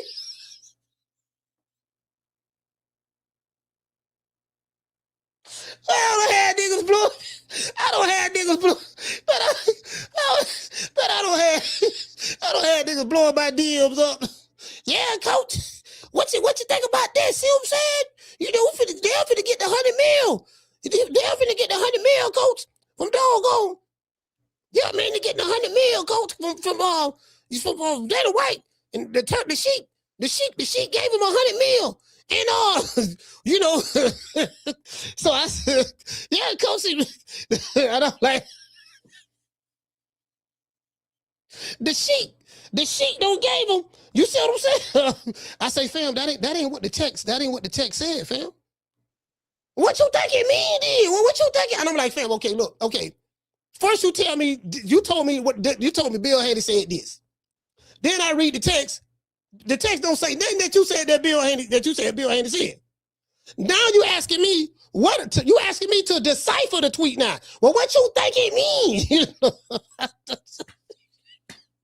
Nigga, I don't know. Bill Haney tweeted it. It can mean anything. It's coming from Bill. True. Yeah, I don't know. You know what I mean? Like, first ballot Hall of Famer. His son, 3-division world champion, former undisputed lightweight, former pound for pound, 28 years of age. And as you see, there has been reports, there has been links that links Devin Haney to be with Zuffa Boxing.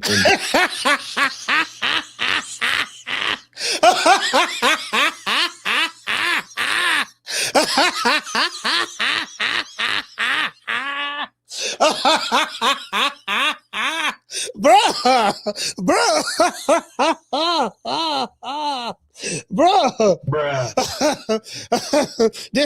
This what it is, huh?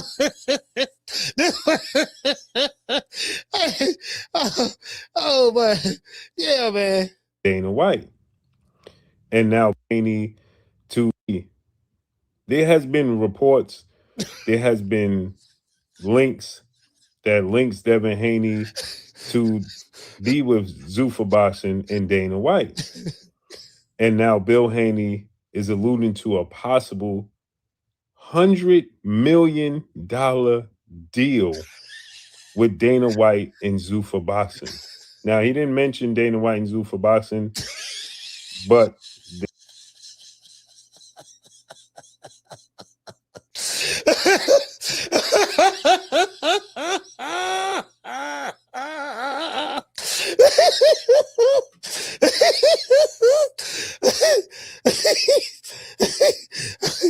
Dana White. And now Bill Haney is alluding to a possible $100 million deal with Dana White and Zuffa Boxing. Now, he didn't mention Dana White and Zuffa Boxing, but there is no other promoter outside of His Excellency Turki Al-Sheikh who is affiliated with Dana White and Zuffa Boxing. So who the source? So Blue say, shout out to Blue, man. Shout out to Blue, man. I fuss with Blue, man. I like Blue Blood. I like Blue Blood. Blue Blood is funny, man. I fuss with him. He a good dude. He a real nice guy. He really is, though. Blue say, there have been reports and links to reports about Devin Haney being with Zuffa Boxing, and now Bill Haney just confirmed. You know, he was just putting out there that there's a possibility that Dana White, that the deal could be linking a new $100 million deal with Dana White and Zuffa Boxing. So I'm listening very intently, right? And then right after that, Blue say, now, Bill did not say, didn't mention Dana White and Zuffa Boxing, but however, I said, oh, okay. I said, oh, so all right, so again. I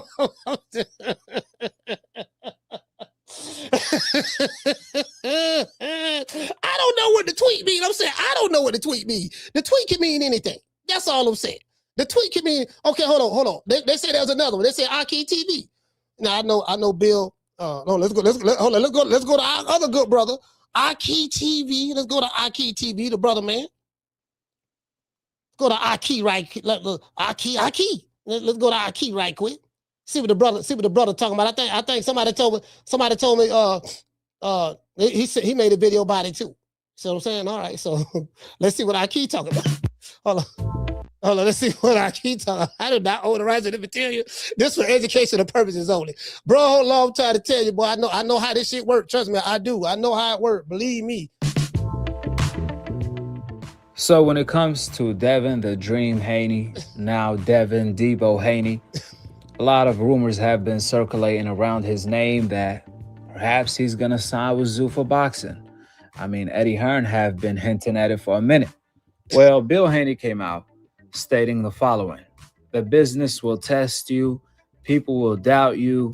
Do the Devin Haney. Do the Devin Haney. Money emoji. Man, Bill Haney done invented a new dance. He told Lamont Roach the same thing when he fought Pitbull. Do the Devin Haney. That's how you should have fought him. Then he followed up with new deal worth over $100 million before 30 years old? ? Who's your manager? ? Now that's one hell of a statement.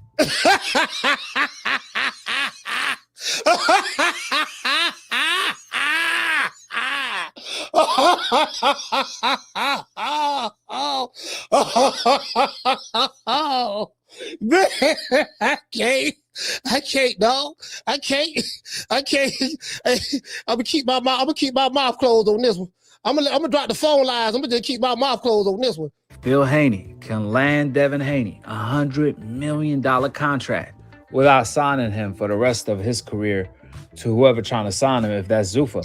That's one hell of a statement. And that's why Bill Haney ain't never been the manager of the year, because they don't give the rewards to who really earned them or who really should win them.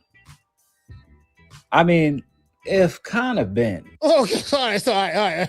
I ain't trying to hear all this. So it says Devin Haney signs. Wait. Look at the title. Hold on. Look at it. Says Devin Haney signs $100 million contract for multi-fight deal with Zuffa Boxing. Bill Haney hints. Now, let me show y'all how this works, because I do this shit for a living, right? I ain't talking about boxing. I don't do boxing for a living, but I'm a copywriter. You know, I'm in marketing and advertising, right? And in sales. So this is called a curiosity. This could be considered as clickbait or curiosity headline. It's a curiosity headline, but it's how he worded this. Devin Haney, because when you look at on your phone or whatever, this is a long title.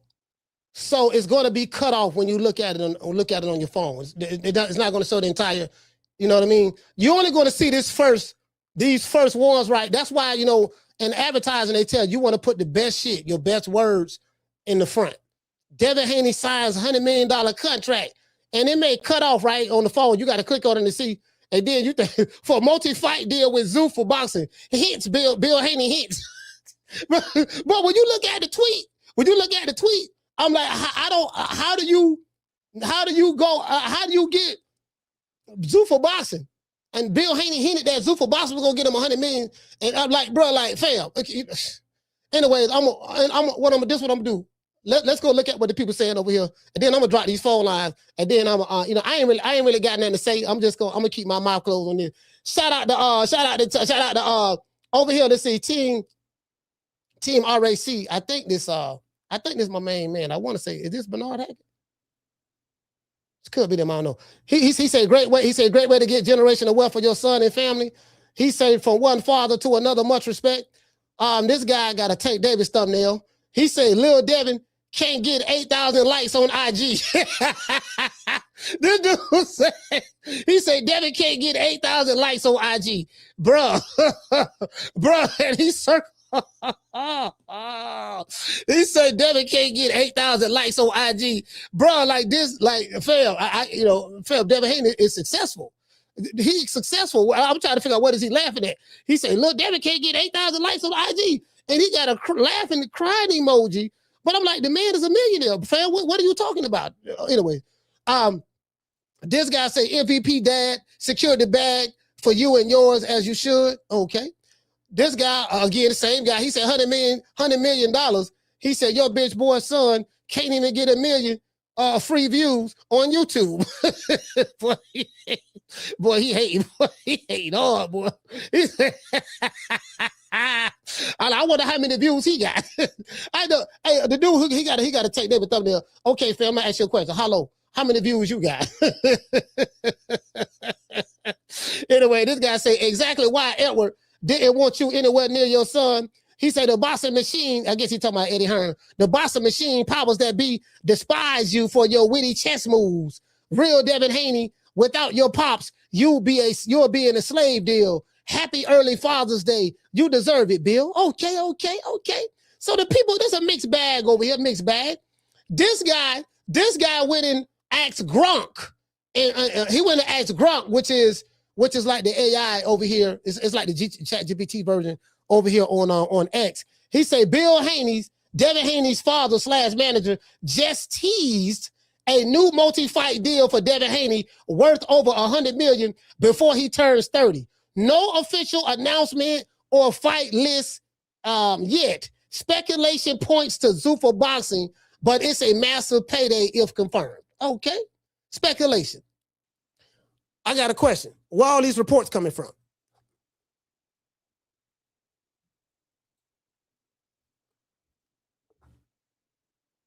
That's a good question. Where are the reports coming from?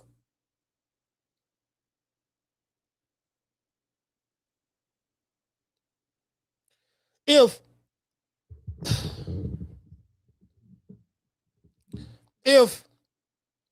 Devin Haney, if Bill Haney, if there's rumors, I ain't heard these rumors. And the few rumors that I did hear just came from the very same people who, that's all I'm gonna say. But I'm like, where these rumors come from? If Devin Haney and Bill Haney, if Bill Haney has negotiated, secured, locked in, or close to signing a $100 million deal with Zuffa Boxing and Dana White and Turki Al-Sheikh, and the only people that know about it is the Haneys, Dana White and Turki Al-Sheikh, how did the rumors get out that that's what was going on? Who leaked it? Or who made it up?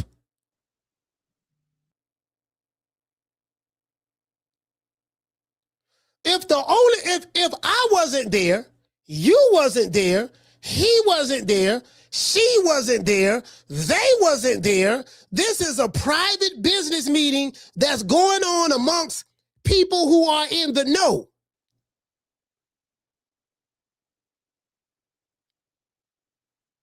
Where did this come from? We know what Bill did. He just put gasoline on it. But where did it come from? Only people knew was those guys. So did Dana White say something? Did Turki Al-Sheikh say something? Did Devin Haney say something? Or did Bill Haney say something? Who was the author of the rumor? Was it Dana White? We ain't heard nothing from Dana White. Was it Turki Al-Sheikh? We ain't heard nothing from Turki Al-Sheikh. Was it Devin Haney? No, we ain't heard nothing from him about that. Was it Bill Haney? Bill Haney put out a tweet saying that, asking 2 questions, not making a statement. He just asked 2 questions. When you make a statement, you have an exclamation mark. You just prove the point emphatically, backed up by hardcore facts that can't be refuted. That's a statement. He asked 2 questions. That's it. True.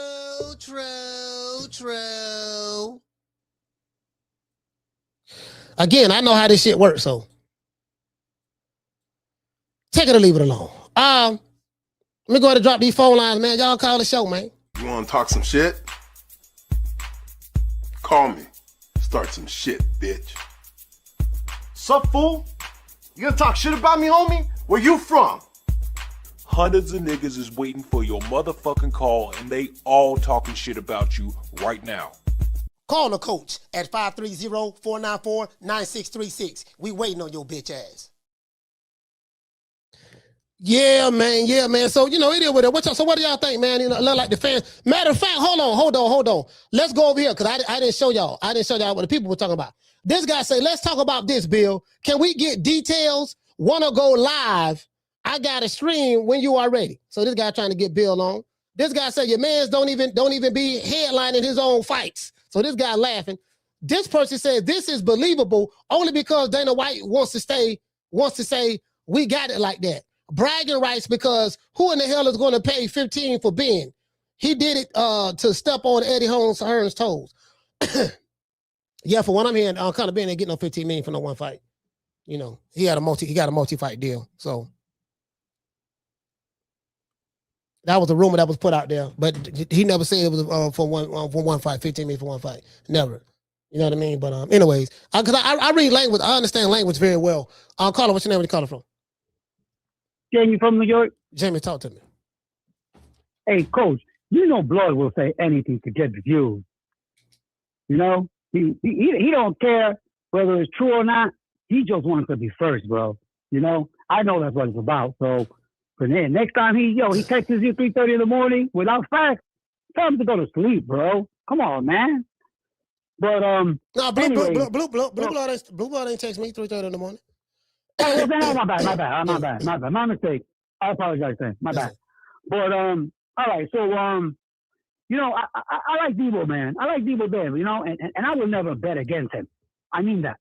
And I like Debo because I know in between fights he's going through his homework. Mm-hmm. I saw him in there with James Toney and no cap. Whatever he learns from James Toney, that should make him a better fighter. You know what I mean? Mm-hmm. And let's call it what it is, Coach. Haney's boring, bro. That's what it is, man. His fights are not exciting, bro. Once he knows he's winning the round, good luck catching him. Yeah. He's not gonna fight you, bro. He's hard to trap. And he's all about safety first, man. You can't fool anybody, bro. And that's cool. You're winning the fight. It's cool. But, the problem with Haney, bro, is the lack of knockouts, Coach. You feel me? That right there, man. So what do you think about Devin Haney's take on his position on the pound for pound list? Do you think it should be higher? And then what is your take on the two questions that Bill Haney asked on his X post, basically saying, hey man, $100 million, what he said, as a matter of fact, new deal worth $100 million before 30 years old, ? And then he said, who's your manager, ? He didn't say, hey, Devin Haney just inked a $100 million deal worth over $100 million. He didn't say that. He said, he asked the question, new deal worth $100 million before 30 years old, ? Now, what do you think about that? Because one guy said on here, Bill, cut the bullshit. We need specifics. Well, we need you to be specific. You know what I mean? Because this is very, very vague. How do you feel? What do you feel about that? Man, I don't know, Cole, whether it's true or not. Listen, 100 mil is 100 mil, bro. If it's true, take it, bro. Don't take any chances. But the truth is, man, we don't know. Bill, he's always talking, bro, running his mouth, capping, and it's just doing that for the views and keep his boy irrelevant. And I understand, bro. He's a great manager, right? And he's doing a great job, but hey, if that's what it is, man, they get all that money, Coach. The truth is, bro, we don't get any of it, man. So good for him, you know what I'm saying? Yeah. Nobody else is getting offers like that out there. So, bro, they give you the fucking money, take it and run with it, But again, with him, bro, the lack of knockout, Coach, we know that he takes the foot off the gas. And we can see that, and that right there, bro, running the clock, it's coming. So that doesn't sell. That's his problem. So him being upset with Inoue, with a pound for pound list and all that shit, at first I thought he is hating. just let your core, bro. Yeah. Once I hear these guys talk about Sugar Ray Leonard or Sugar Ray Robinson, ain't shit right there, man, on the spot, I lose all respect for you. Yeah, you feel me? Yeah, but me too. Again, bro, Inoue and him, there's no comparison. I don't even want to talk about who they fought, bro, there's no comparison, bro. You know what I'm saying? Inoue already proven, all-time great. Haney got a lot of work to do. I like the motherfucker. Again, bro, I would never bet against him. I know he comes to fight. The problem is he's not entertaining. People like knockout. You hear that, Bill? That's my call, coach. Respect from New York, bro. All right, salute, fam. No, it's like a running back getting drafted in the NFL and he starts shitting on Walter Payton. Oh, Walter Payton really wasn't all that. Barry Sanders really wasn't that good. Earl Campbell, if he would have played here in this era, I would have did such to him. Bro, like you never hear that in no sport but boxing. The young nigga who just jumped out the porch, started boxing, he learned the handmade, hold on. He learned how to do the handmade routine. And, he been fighting a whole bunch of cherry pick fights with a padded record. And he gonna talk about Sugar Ray, the end of the sugars. Wasn't all that. Like, boy, hush. Caller, what's your name? Where you calling from? And them boys can't even talk about sugar iced tea, coach. It's Leo, H-Town, coach. H-Town. Leo from H-Town, talk to me. I'll tell you what, coach. Bill Haney knows how to get the Haneyacks riled up. They've been at it. No.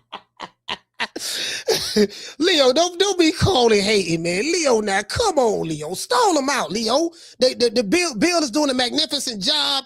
They know his fan base, they riled up. They saying they got $100 million, over $100 million bag. Big news is finna be announced. You see what I'm saying? Come on, Leo. Oh, coach, they're going crazy. My fighter's $100 million fighter. Your fighter ain't this. My fighter, $150 million fighter. But they ain't telling you the deal is for 20 fights, 30 fights, 15 fights. We getting that Canelo. We getting that Canelo money now. We told Canelo to move over. You ain't the only one that's gonna get 100 M's. We finna get 100 M's too. Hey, and I don't knock them. If it's for 10 fights or 15 fights, that's still a lot of money for a fighter like Devin, who doesn't bring excitement to a fight. Yeah. That's a lot of money. What? Y'all give him a $10 million a fight? That's a lot of money for a guy like Devin that he's a hug and jab type of fighter. Hey, those guys really don't make that type of money. People try to put that coat on Floyd, but they forget about Pretty Boy. Pretty Boy was the one that got all the money up. Money was just the one that coasted through once that check came through. But he was still putting more pressure on these guys than Devin ever did, in that ring. So, but it's hilarious just to hear people, my fight, $100 million fighter. $100 million fighter, man. 100 mil, baby, 100 milli. They're thanking Bill Haney like Bill Haney's their father. Oh, man, when you got a father like Bill Haney, he's blessed. He's blessed, man. Bill, keep doing your thing. Bill, take care of your son. Bro, his son is taking care of him. What are y'all talking about? Without Devin's talent, Bill still be pimping. Well, it's the other way around. That's how. But if it wasn't for the pimping, we wouldn't know nothing about Devin Haney's talent. Man, coach, they got it twisted. The guy with all the talent don't get the credit, and the pimping is getting all the credit. He's the man. Oh, man, hey, without Devin, Bill still be in the streets, man. He needs to thank Devin. It's the other way around. These days, half these guys are Bill Haney fans. They're not even fans of Devin. They know Bill. Bill is the father they wish they could. You know what I mean? God damn, I wish I could be a good dad like Bill.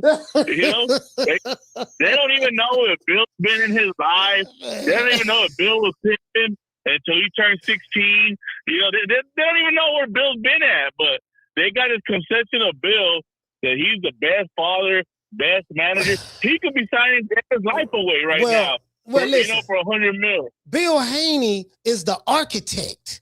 You know, so when you like, it's like LeVar Ball or Bill stepped on the scene and he showed fathers in boxing how you can get money.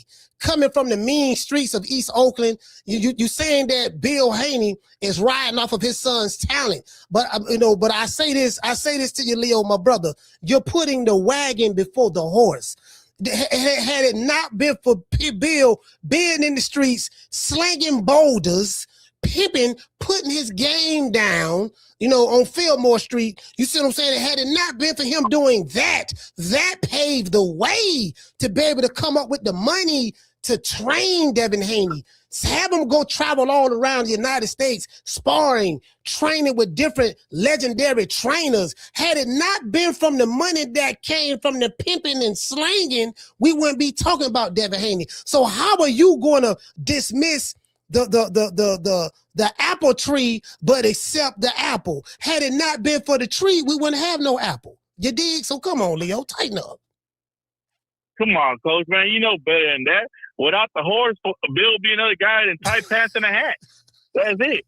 Without that horse. Hey, the horse is doing all the work. The jockey just back up and chilling. Why do you think they're paying money to stud the horse? They ain't paying money to stud the goddamn jockey. I don't know, man. But, hey, if he's getting this much money, hey, good for him. Hell of a deal, even if it's a 10-fight deal or a 15-fight deal, because he's not going to get this kind of money anywhere else. And this boxing economics that we have these days, and the stars are getting fewer and fewer, so we only got Tank and Canelo really commanding that kind of money by themselves.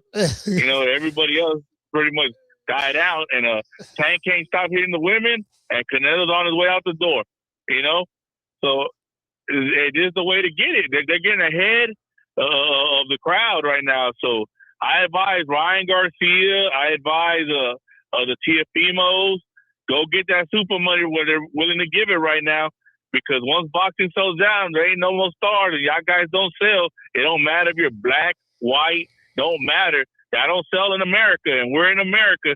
Sadly, we're not in Europe or in Japan, so go get that money. Go get that $10 million a fight or $8 or $9 million fight guarantee y'all going to get, and dress it up at $90 million, $200 million. Hey, it's all good, bro. It's all good. Get that money while you can, guys, because, hey, what Turkey see, once he's tired of giving the money away, that's it, bank closed. Leo. So, Leo, man, Leo, man, you can listen, man. Listen, Leo, you got to get that hate out your heart, man. You got to just jump on the bandwagon, man. Look here, man. Jump on the bandwagon. Bill said 100 million, asked the question. I don't know what the hell that means, but we just gonna take it around with it because everybody else saying that he getting 100 million. So we just gonna take it around with it. He's $100 million fighter right now. He's followed the Money Mayweather blueprint, the green print. He got 100 million. Now that's what Bill is. That's what everybody's assuming, because Bill ain't say that. Yeah. But now notice, Bill Haney did not say that, and Aki TV and Blue Blood Sports TV, even though they said what they said, but they did say in there, Bill Haney did not say this. So where they got it from, I don't know. But however, again, Bill said the 100 milli, you know what I mean? Father of the year. He came from the hood, the mean streets of Oakland, out of the ghettos, the slums, went through the federal penitentiaries, and where he's at now in his life. Had it not been for the father, you would not know anything about the son, brother. You can't separate the son from the father. You can't praise the son, but diminish the father. Had it not been for the sacrifices that the father made, the son would not be living a pleasant, lavish lifestyle and living and going to heavenly heights. You can't do that. You can't separate the two. Hey, Coach, one more thing before I get out of here. It's funny how these boxing fans go from saying Dana White's giving out slave contracts to Dana White's making $100 million fighters. Really funny. It's really funny how they switch up real quick. Yeah, but I'm out, Coach. H-Town. All right. Sorry to Leo, man. Leo, you can't separate the father from the son. You can't do that. You can't separate the father from the son. You get what I'm saying? See, listen, they try to do that, right? They try to do that because, see, that's what I'm trying to get Leo to understand. Leo, you can't again, the sacrifices that Bill was made. Bill Haney took penitentiary chances in order to get his family in the position that they're in right now. So, you know, I can't really get mad at a man.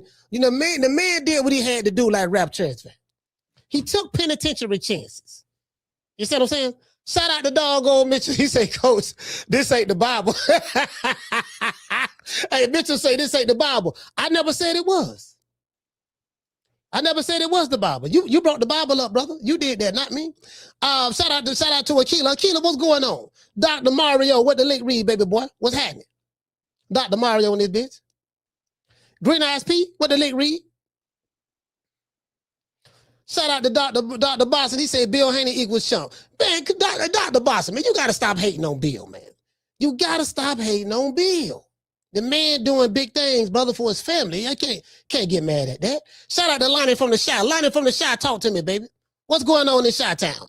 Shout out to doggone CJ. He say Leo hates every boxer not named Canelo.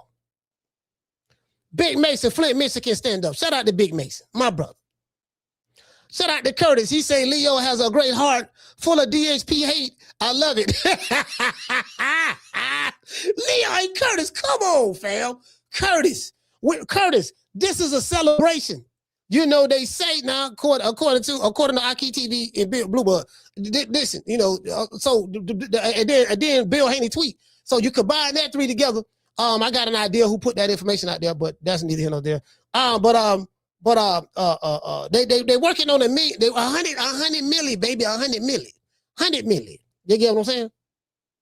I would get excited, but I'm not getting it, so I'm not getting anything. Again, I read the language very well, I don't know what this means. I'm gonna tell you what's funny though. The way Aki worded this is fucking hilarious. Devin Haney signs a $100 million contract for a multi-fight deal with Zuffa Boxing. Bill Haney hints. He got Bill Haney hints at the end, right? Because niggas gonna take this headline as low. This is low, right? You know, this is low. You know, that's an old term we say back in the 80s. Yeah, that's low. That's low, meaning this is true. They're gonna take this as low. Yeah, man, you see what I'm saying? All right, I remember, check this out. This is funny as hell. I remember Gray Hair called the show. Yeah, Coach, what you got to say about that? Tank charges got dropped, and he's countersuing that woman for $20 million for lying on him. What you got to say about that, Coach? You see what I'm saying? You always hating on Tank. And I said, who told you that? Where you got that information from? He say, well, Fanon, I was watching Fanon and Bossy Ego, and that's what they say.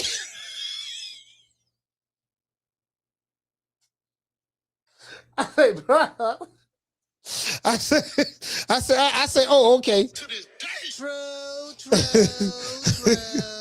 I say, oh, okay. He said that shit.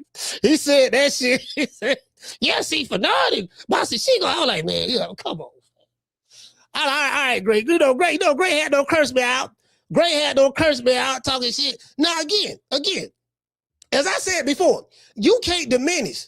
I don't know if Devin Haney signed a $100 million deal with Zuffa Boxing or not. I don't know. All I'm saying is that's not what the tweet said. That's all I'm saying. I'm showing you, look, did Bill Haney say this in the tweet? No, he didn't. And then I'm showing you how they got these titles, these headlines worded. Some would not. I'm not saying this. Some would say this is clickbait. Because if you just read this part, you would assume that this is low. But there's no reports nowhere from Zuffa, from Turk Al-Rashid, from Dana White that they have signed Devin Haney to a $100 million contract. And based on the tweet that Bill Haney put out there, how do you determine that his tweet is a hint that Devin signed a $100 million contract with Zuffa? Again, I ain't got but a GED. That's all I got. I ain't got but a GED. But I have a master's degree in common sense and reading comprehension. I'm good at this shit. So I'm trying to figure, okay, wait a minute. Again, And, you know, I'm just a little nigga from West Tampa, Florida. You know, grew up in the projects. You know, eating Cuban sandwiches eating free lunch in the summertime, and you know what I mean, the stuff like that. You know what I mean, going to the food stamp office, welfare office with my mama every month. You know, social workers used to come by that apartment just to make sure we ain't got no man in the house in order for us to continue to get welfare for the few years that we was on it. How does this like new deal worth over $100 million for before 30 years old? He's asking two questions: who's your manager? And new deal worth $100 million. That's not making a statement. He's asking a question. So how you would read it is new deal worth over $100 million before 30 years old? Question mark. Who is your manager? Question mark. That's it. So I'm just saying, how does this interpret? Hold on, wait. My bad. Y'all ain't see it. How does this new deal worth over $100 million? Worth over $100 million before 30 years old? Question mark. Who's your manager? Question mark. How does this equal this? Devin Haney signs a $100 million contract for multi-fight deal with Zuffa Boxing. Bill Haney hints. I'm trying to somebody please make it make sense to me. Again, I'm slow. I'm slow. I'm not that bright. I'm slow. I'm not that bright. And I got a GED. So please help me out. Please help me out. Y'all help the old man out. I'm slow. I'm not that bright. And I got a GED. Somebody help me out, because I'm trying to figure that out. Phone lines over 530-494-9636. I'm trying to figure that part out. That's all. What you say, Mitchell say, he say this would have been breaking news and been a notification on your phone, if so. Same way it happened for Conor Ben. Yeah, but you know what? It did kind of find out Conor Ben, check this out. Conor Ben got a multi-fight deal. Because guess what? Mitchell, check this out. Conor Ben never said he signed a one-fight deal for $15 million. Not to my knowledge. Dana White never said, yeah, we just signed Conor Ben to a one-fight deal for $15 million. Neither one of them never said that to my knowledge. Unless y'all know something I don't know. Report put out there from somebody. Do you get what I'm saying?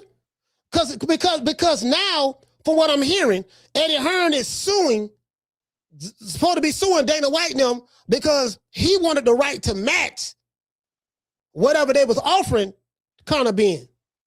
And he said Conor Ben blowed him off and didn't even answer the phone or something of that sort. Then they put a rumor out there through their reporters that Dana White and Conor Ben signed a one-fight $15 million deal. But I don't see anything what Dana White said it or Conor Ben said it. Do you get what I'm saying? I'm showing y'all these manipulation tactics. I know how this shit work, bro. Telling you, bro. I can spread a rule, and I've done this before. Listen, shout out to A-Town T. He said Bill Haney a mastermind. When his name come up, respect it. Yo. Hey, respect it. Listen, you ain't got to like Bill Haney. That is true. But boy, guess what? They said you got to respect it. Nigga, when my name come up, respect it. You get what I'm saying? Let's go. Stop playing with my fucking name. All three of y'all, stop playing with my name. I ain't gonna say it no more. Put some respect on my name. Bill say respect it. Bill said respect it. That's what Bill said. Respect it. You ain't gotta like it, but respect it. You get what I'm saying? That's all. Hey, shout out to Lonnie, man. Shout-town stand up. So anyways, I remember, this is a while ago. I think Green Eyes P was over here. Jamie was over here. And I used to do a lot of teaching on this show, right? I just show people what a curiosity headline is, how would I make certain thumbnails in order to, stuff like that. A lot of stuff has changed in YouTube right now, to be honest with you, the way they got the algorithm going and stuff like that. And I understand what's going on. I do understand the game. I haven't played it yet because everything I've done has been organic up until this point. And so you have your ebbs and your flows and stuff like that. So I get that. But I remember I said, I did a show. And I told everybody in the audience, I said, I'm finna make up a bold-faced lie that's not true. I'm finna show y'all how this works. And I think I went to Blue Bloods channel, or I went to Fag Non's channel. I want to say it was Fag Non's channel. That's what it was. And I looked at how he do his thumbnails. I said, "Oh, that's simple. I could do that." He normally had like the green outlining in it and the picture sitting inside of it. And I said, "Oh, I can copy that thumbnail." So because I know his audience is accustomed to seeing that style thumbnail from that their favorite content creator, Fagnon. I say, so I'm gonna mimic this thumbnail and I'm gonna make up a lie. And I told everybody in the chat, I say, this is a bold-faced lie. This is not true. I'm just making it up right now. And I wanted to prove a point. I said, I'm gonna prove to y'all. I say this video gonna get about anywhere between 10 to 15,000 views. I said it's gonna happen within like 2-3 days, if that, because my channel is not as big as theirs. Bro, I bullshit you not. That's exactly what happened. True.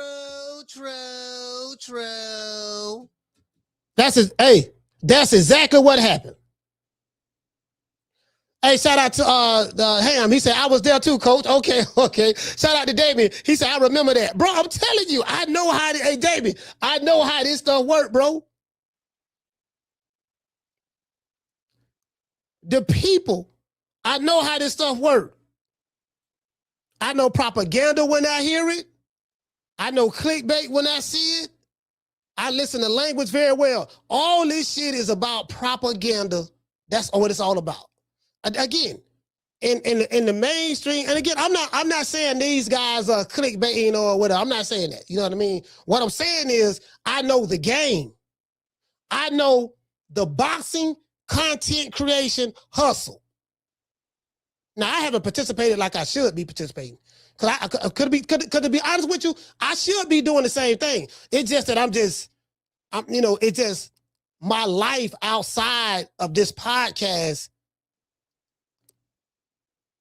It's the engine that drives everything else. So I put more effort and emphasis on what matters versus the entertainment aspect of it. Do you get what I'm saying? Cause ain't nobody on this shit making money like that. But a few content creators. Showbiz, Blue.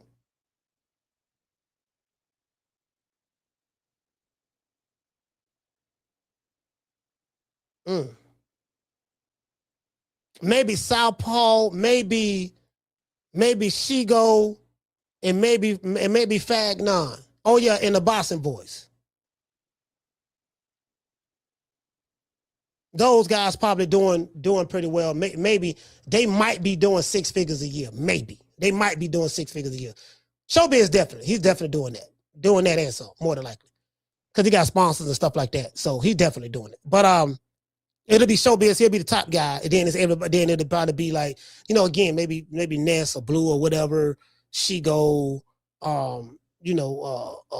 Fagnon, this and that. You know what I'm saying? They got their little audience. They got over 200,000 subscribers and stuff like that. So they got a good number to work with, stuff. And then they have a good little workflow in how often they put videos out and how much those videos make money. Like how the video game work. You drop a video, and when it's first hot, it does really, really, really well. It depends on how YouTube have you set up in their algorithm and stuff like that. And so a certain percentage of people who watch your videos, they have been accustomed and programmed to watching it. So the more you flood the zone, the more you flood the zone, the more you become more ingrained into the DNA of the algorithm at that time until it changes. Because it always changes. YouTube always changes. Like what may work yesterday may not be working today. What might have worked 6 months ago when shit was rolling for you, it may not be working 6 months later today. And then you got to change and do what's working for the new wave. That's how this shit works. Like all bullshit aside, I know this shit very well. I haven't played the game because I've been doing a lot of, doing a lot of shit. But it's definitely, it's definitely a method to the madness. And then to ensure that you always popping, there's one thing that you can do to ensure that you always popping. You get what I'm saying? So, that's another story for another day. That's another story for another day. You get what I'm saying? So, So anyways, hey, what did say? Jazz say, he said, even Fagnon don't believe the bullshit he puts out. No, but see, Jazz, I told you the game, right? This is the game. you can't fault the content creator. I guess you can and you can't. But you can't fault the content creator for putting out content that his audience wants to hear, and it's gonna make him money. If I can put out some bullshit every day, and that bullshit is doing great numbers on a consistent basis, then you got to look at these guys. Okay, the Google AdSense, they do deposits in America between the 21st of this, between the 21st and the 26th of every month. That's how this shit works. On the 21st and the 26th of every month, they put out you know, everybody, if you're a content creator, you monetize, you get a deposit into your account. That's how this works, right? And you got to really, really make content that, you know, that's going to stay in the green, meaning that when you upload it or finish it, you know, it don't go in the yellow or say it can't be demonetized or say it won't be monetized because it violates, you know, YouTube's, you know, guide terms and service and guidelines and all that stuff there. So when you do this shit, you really can't be cursing. You really can't be, and to be honest with you, it's one thing that they really want you to do. You know, I ain't gonna say it, but I ain't gonna say it because they be hitting me up all the time, and I'm gonna do it because I want to try this shit. Like it's like a social experiment. I want to try to see if it works. You get what I'm saying? So just I mean, you know, working directly with Google, but that's another story for another day. So if you have an audience, look at it like this here. Hey Jazz, look at it like this here. Say you're a recording artist, say you're a rapper, and you got a fan base, and your rappers and your fans like the type of music that you make. And now, as long as you continue to make the type of music that you make, that fan base will continue to follow you, support you, help you out. Because your following is built on, let's say you're a drill rapper. Yeah, I shot up the ops. I went to the grave, dug up the ops' grave, spit on the casket. I did all this stuff there, right? Now, you got a fan base who crazy about you. Yeah, free Pooh Shady. Shady about that life. He about this, he about that. That's his fan base. The Nigglets. The Nigglets is his fan base, right? And then you turn around and say, I want to make a Jesus Walk album. Like a Kanye or, yeah, dog, I ain't really finna be on that no more, dog. I'm on to something else. I don't elevate it and evolve. And then guess what? Ain't nobody coming to see him no more as much. Ain't nobody really talking about him or checking for him as much because he don't turn on his fan base. His fan base wanted a certain kind of music. And now he don't went against that. So guess what he got to do? He got to go back to that. Perfect example. This is why you can't be all in on one fighter. You're going to have your ebbs and your flows. You got to know how to weather the storm, but you can't have a channel. I'm saying me. And that's why I can't have a channel that's just riding and representing and being a representative of one fighter. Because if that fighter, something happened or you and that dude fall out or something happened or whatever the case may be, like, you know, the motherfucker gonna leave or whatever the case, you know what I mean? Because listen, these hoes ain't loyal. When I say hoes, I ain't, you know, I'm just using that as a metaphor to say, look, man, these people go anywhere they want to go. Most people who watch the content probably ain't subscribed anyways. A lot of content creators who even who have big channels, most people who watch their content are not even subscribers. They may have like 51, 52% subscribe and the other 48% not subscribe, but they watch all the time. They just haven't committed to subscribe. You get what I'm saying? So the analytics will tell you that. So pretty much, they got to continue to pander. They got to continue to pander to that audience because that's what's driving the numbers, and that's increasing their bottom line. That's helping them pay that bill for that next month. Do you get what I'm saying? So I mean, it's a hustle. It's a hustle, but you know, when you look at it that way, you get it. When you look at it that way, when I start looking at it that way, I say, oh, okay, I get it. It's just a business, fam. It's just a business. It really ain't nothing to take personal. It really ain't nothing to take personal. It's all about what you say, Jamie. You say that's why boxing is dead in America. Too many fanboys for one fighter. That's why you don't see these fighters You see the fan base is crashing out over Teofimo Lopez and Ryan Garcia about Devin Haney or Keyshawn Davis or Shakur Stevenson. But when you see Shakur Stevenson around Ryan Garcia or Teofimo Lopez, it's like all of these guys are the best of friends. And that's why I told y'all, man, don't be crashing out over these niggas, man. Y'all trying to hold these fighters to a standard that they don't have. These dudes was born in the late 90s, in the 2000s. They don't know nothing about no struggle. They don't know nothing about no black pride or Mexican pride or nothing of that sort. This is a whole new audience, a whole new demographics in boxing right now, bro. You can't hold these new booties to a honorable or a cold standard. They don't know nothing about that. You got white dudes calling each other on the N-words, calling each other niggas and stuff around black dudes, and they cool and ride with it. And the reason why is because they don't look at it the way someone from the old school will look at it. They don't look at it like that. Look at Dean the Great. Look at how AB acting over there with Dean the Great. Look at those streamers, how they talk to each other. Oh, nigga, you don't went crazy, nigga. Talking to the white dude, oh, nigga. And the white dude may say something to them back or whatever. Bro, it's kind of like, bro, I'm telling y'all.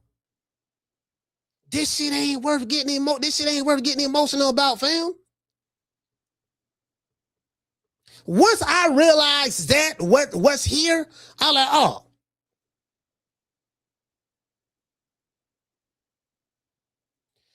What did it say? He said even Devin's clickbait sucks. And that's free. Hey, Curtis, come on. Curtis, you know what, Curtis? I'm tired of this. Curtis, I'm finna put Debo on you right now. Come, Debo. Who? Debo. What's up, y'all? What's up, Red? What you got on my 40, homie? Hey, Curtis, I ain't want to do it to you, dog. I ain't want to do it to you. Curtis, check this out. I tell you what, Curtis, if you say one more thing about Debo Dev, I'm sending them goons to you digitally, of course, right now. True. If you say one more thing about Debo Dev, I'm sending them digital goons at you. I ain't want to do it because I rock with you, but I'm sending them to you. You crossing the line. You crossing the line today. You crossing the line. Carter, what's your name? Where you calling from? Hey, what up, Coach? It's Coach Eddie from ATL. Coach Eddie, talk to me. Good, brother. Yeah, I just want to talk about the two things that the topic at hand that you got on your thumbnail about the pound for pound list and about the Zuffa deal. Yeah.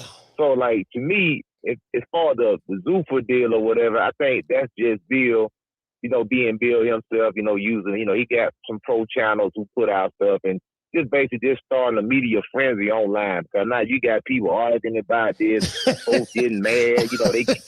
They count Devin Haney money. Oh, he ain't worth all that. He ain't entertaining. They talk, and it's both sides. The people defending Devin. I kind of like rubbing it in, like, yeah, you see Devin getting all the money. Meanwhile, they ain't getting none of the money, but they just have it that Devin getting the money, so it's a weird dynamic, and you got folks making videos about this cap. That's all I've been hearing, cap deal, Devin ain't worth it, Devin ain't worth that. Hey, maybe you get the money, maybe you don't, man. But that's Bill Haney, being that marketing thing. So basically, you saying the propaganda is coming from Bill Haney. That what you saying?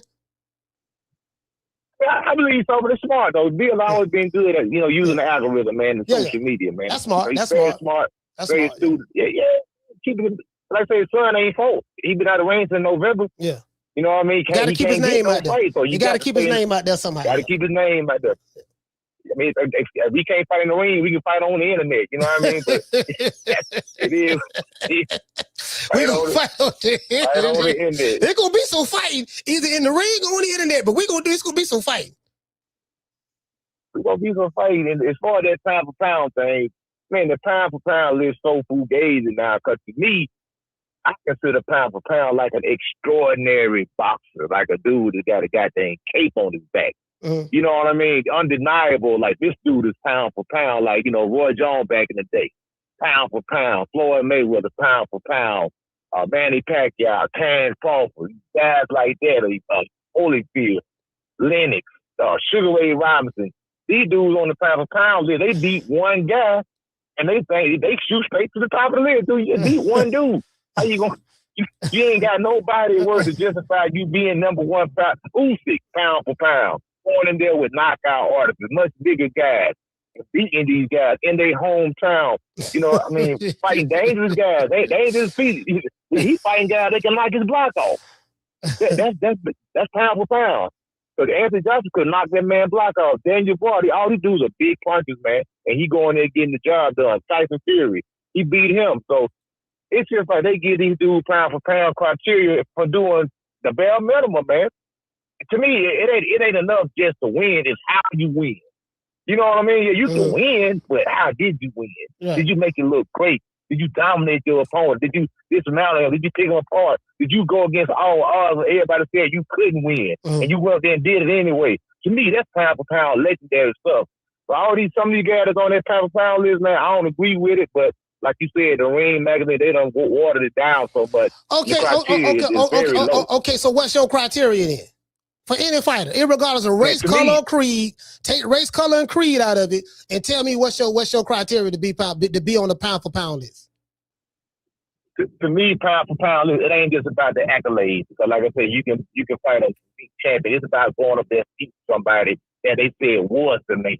Like when Roe went up there and beat James Toney, he didn't just go up there and beat no paper champion. He beat a true champ.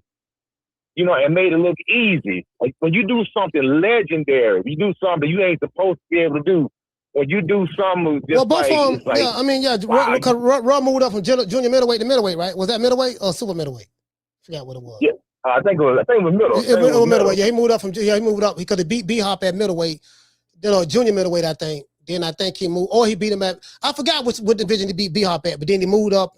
He ended up challenging James Toney for the belt. He beat him and stuff like that. Yeah, that Roy right there. That Roy right there. Yeah, that was a bad boy. Even though he was fundamentally flawed, but he was just athletic enough and fast enough to do leaping left hooks with his chin in the air and get away with it. You know what I mean? So Roy was a bad boy. Even what Crawford did. Look what Crawford did. Went something all the way to this. Went up there and beat the best guy at 168 and made it look easy. But I think the criteria today is different. So I don't know. So your criteria is doing something like what a Usyk did, or what a Crawford did, or what a who was? Would you say Devin Haney? See, Devin, that's another thing, man. It's like he beat some guys. I mean, I give him credit for Lomachenko, but you know, some of them guys, man, like it's hard to get a man credit for George Campbell. I mean, yeah, you did collect the best. Cool, you know what I mean? His best win is the Lomachenko win. I think his second best win is Terrence Crawford win. Yeah. In my opinion, you know, the other guys, man, he was a clear favorite, man. You know what I'm saying? Even what Shakur did to T.O., that wasn't no pound for pound. So to me, T.O. was washed. I mean, not washed. He wasn't that good to me. I always thought T.O. was overrated. He obviously lost 3 or 4 fights already. Didn't cook. He be looking bad sometimes. You don't never know what you're gonna get. Yeah. So he beat Teofimo Lopez, and he shot straight to the number 2 spot or something. Like, well, beat this dude. You know what, man? Ain't no legendary fighter. Man, you know what, man? I will listen to the CJ Goodfellow TV. I kind of agree with him on one thing. Yeah, you know, we probably just need to blow this pound for pound list up right now. Like, you know what, dog? It ain't about 3 motherfuckers I can name right now that should be in the top 3. You can argue about the rest. And that's it. That's just me. You know what I mean? Like, cause I want to look at it from the criteria of the old school, and they clearly don't do that in today's time. You know, so if the criteria is different, you got to be popular. If you're not popular, your ass ain't getting on there. And I do get that. You're not gonna put no drop shots on there. So I do get it and stuff like that. But I think it leaned more towards popularity in today's time than anything. Now we're talking about the ring. But I just want to even look at other sanctioning bodies outside of the ring ranking system. When you got Jake Paul is in the ranking system, I'm talking about boxing. He's ranked. I don't know exactly where he's ranked at now. He was ranked at one time, but I'm like, man, come on, fam. Right now, hey, Coach Aiden, I'm finna tell you right now, dog. We finna have streaming boxing right now. I've been telling you for a minute now. Coach Eddie, this where it's at right now. Your favorite American fighter is going to be crossing over with podcasters and streamers. They looking at what AB doing. They looking at what AB doing, and now they're gonna be like, cause these dudes gotta try to get those fans, cause boxing is dead. Ain't nobody watching no boxing like that over here no more. So you gotta try to get in. Then you gotta try to get in with the jitterbugs, who was born in the 2000s, who was late 90s. You gotta try to get with them and be popular amongst them and get popping like that. That's what you gotta do. That's right. I'm gonna wrap it up with this. Like I say, I get we some old dinosaurs, because to me the definition of pound for pound is Sugar Ray Robinson. Somebody that Shakur Stevenson said was cheap. Yeah. Said he was trash. So that tell you everything you need to know right there. Sugar Ray Robinson was pound for pound. But Shakur said he was garbage. Bro, Ali didn't know who Marvin Hagler was. yeah, we can't even talk. Yeah, I can't talk to this nigga, man. He said, who is Marvin Hagler? I don't even know who that is.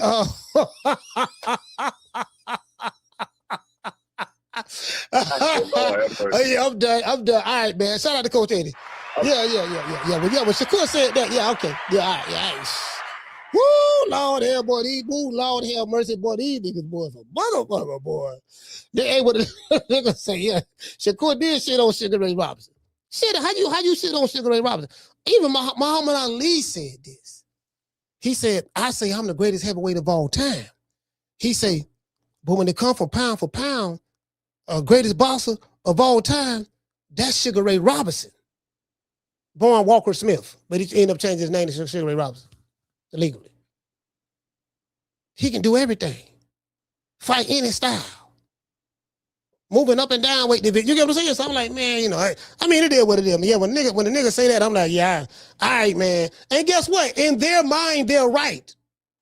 No, you got to understand, this is the TikTok generation of fighters. This what I call the fighters in boxing today. This shit TikTok. TikTok boxing. TikTok fan bases. Kick and Twitch fan bases in boxing right now. This is why I say, look, man, I can't be arguing with these dudes. You wanna argue? I can't argue with you. You mad? Look at you. You mad? I don't get paid to argue with you. Who is you? You ain't nobody. I'm like, yeah, man, I'm not. Yeah, this is a TikTok, but this is a TikTok fan base. I can't. Yeah. Well, yeah, dog. You got it. You got it, big dog. Big dog. You got it. See. These are the Boston fans that's here today, right here. I like you, man. Damn, bro. Do you got on your period panties today? What? If you can, what you can hear? Hold on. Hold on. Do I have on period pants today? Period panties. I don't have on. Nothing.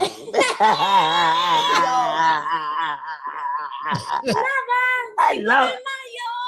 That's crazy. I love everything about her. What's your name? So I don't forget. I told you my name. I like you. See this fan base right here. The kick fan base is what's on right now.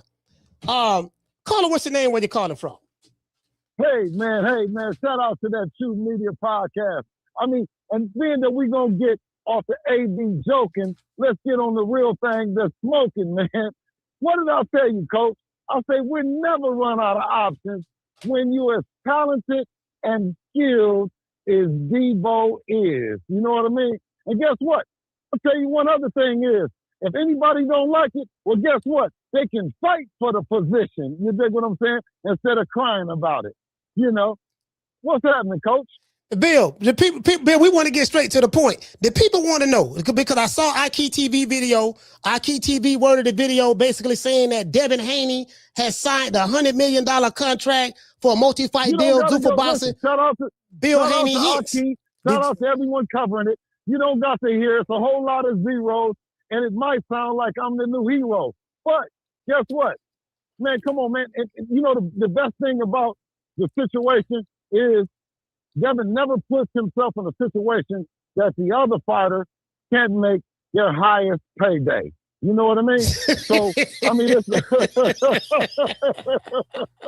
hey, listen, yeah, you'll never see us out. But guess what, though?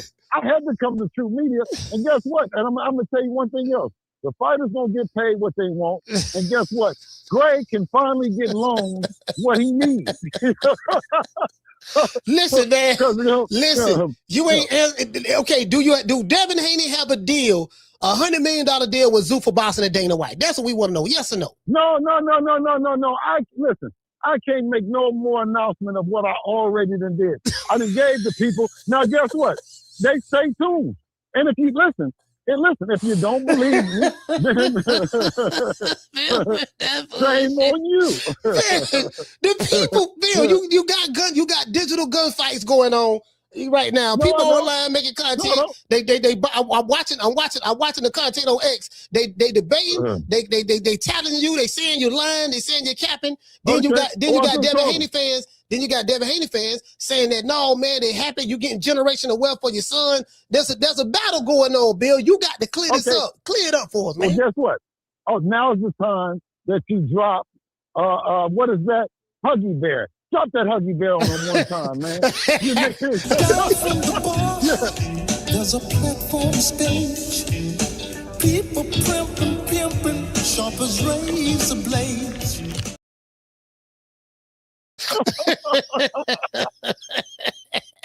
Look, now I had this one dude, Leo from H-Town. He be on the Boston Boys. Shout out to Leo, but he's an avid Devin Haney hater. He hate Haney with a passion. Yeah. And listen, and Leo said that. Listen, he said that if it wasn't for your son, you wouldn't be where you're at right now. I corrected him though. I say, listen.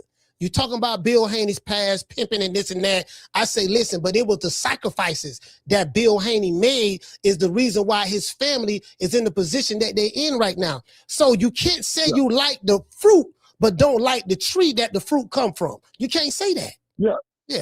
Well, I won't deny or affirm anything of my past. One thing that I was going to say is it's in the past. So let's get back to the cash that's on the table because that's what everybody is asking about. Yeah. They're asking, is it real? And I'm saying is, will it been real deal Holyfield, man? Man, listen, are you going to break bread with the people? That's what the people, the second question. Okay. Well, and that's just what I want to say. Watch out, Houston. We coming through there. We coming through Atlanta. We coming through all the spots. And it's like Santa Claus, man. We're going to drop off and spread to the people, man. We're going to do what we got to do. Yes. Hey, look here, man. Let me tell you something, man. Hey, you had no drop that news on X, and cause I had a bunch of people hitting me up. Like I say, man, well, I can't really read much into the tweet because Bill didn't say that. You just posed two things as a question. So I'm the type of guy I don't like to assume. I like to have hard facts. You know what I mean? Like, because sometimes when you assume and you say some shit, then you be wrong and you look like a damn ass. So before I jump out the window reporting anything, I'd rather be right than first. That's all I'm saying. So, okay. Well, yeah. Listen, you don't got to jump out the window. You can walk on the front porch and you can yell to the top of your lungs. They done did it, Coach. They did it. They say they tried to blackball you, Bill. They say they tried to blackball you. They dismerchified your name and your character. They tried to keep you out. Hey, man, listen, and you ain't nothing. And I'm gonna repeat, and you can say it over and over and over again. Blackball don't mean nothing to a nigga with black balls. You know what I'm talking about?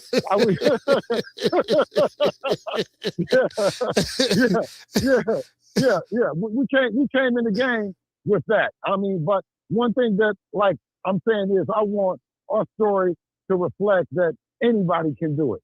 You know what I'm saying? A dad and a son and a family and brothers and sisters that believe in one another. You know what I mean? And more importantly, God-fearing, because we're God-fearing and we know that none of this is happening without the blessings and the prayers of God alone that's making it happen. You know what I mean?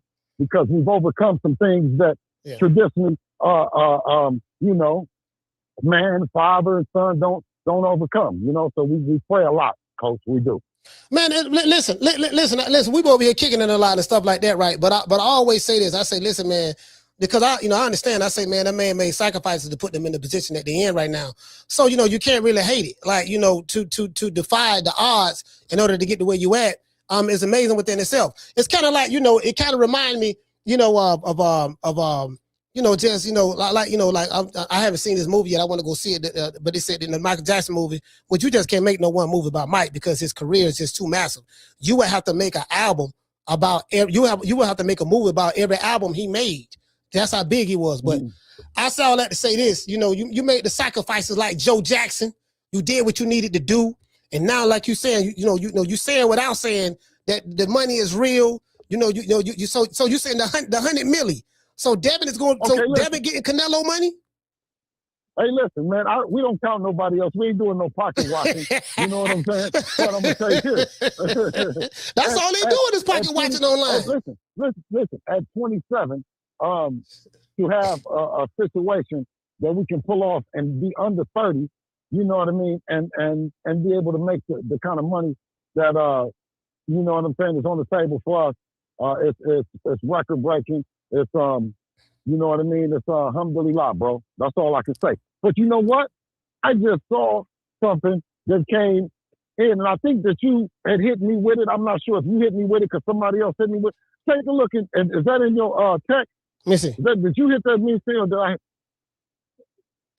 Oh, let's see about TKO. Let me see. It says UFC TKO. Yeah, because TKO Holdings bought UFC and WWE. It said 1.5. It said 1.59 billion dollars. TKO's 2026 first quarter revenue. Okay. Man, I wish people would stop talking. Listen, I wish people would stop talking about small money and start talking about the big money that's in the sport and combat sports world and the world of entertainment. Don't put it all on us.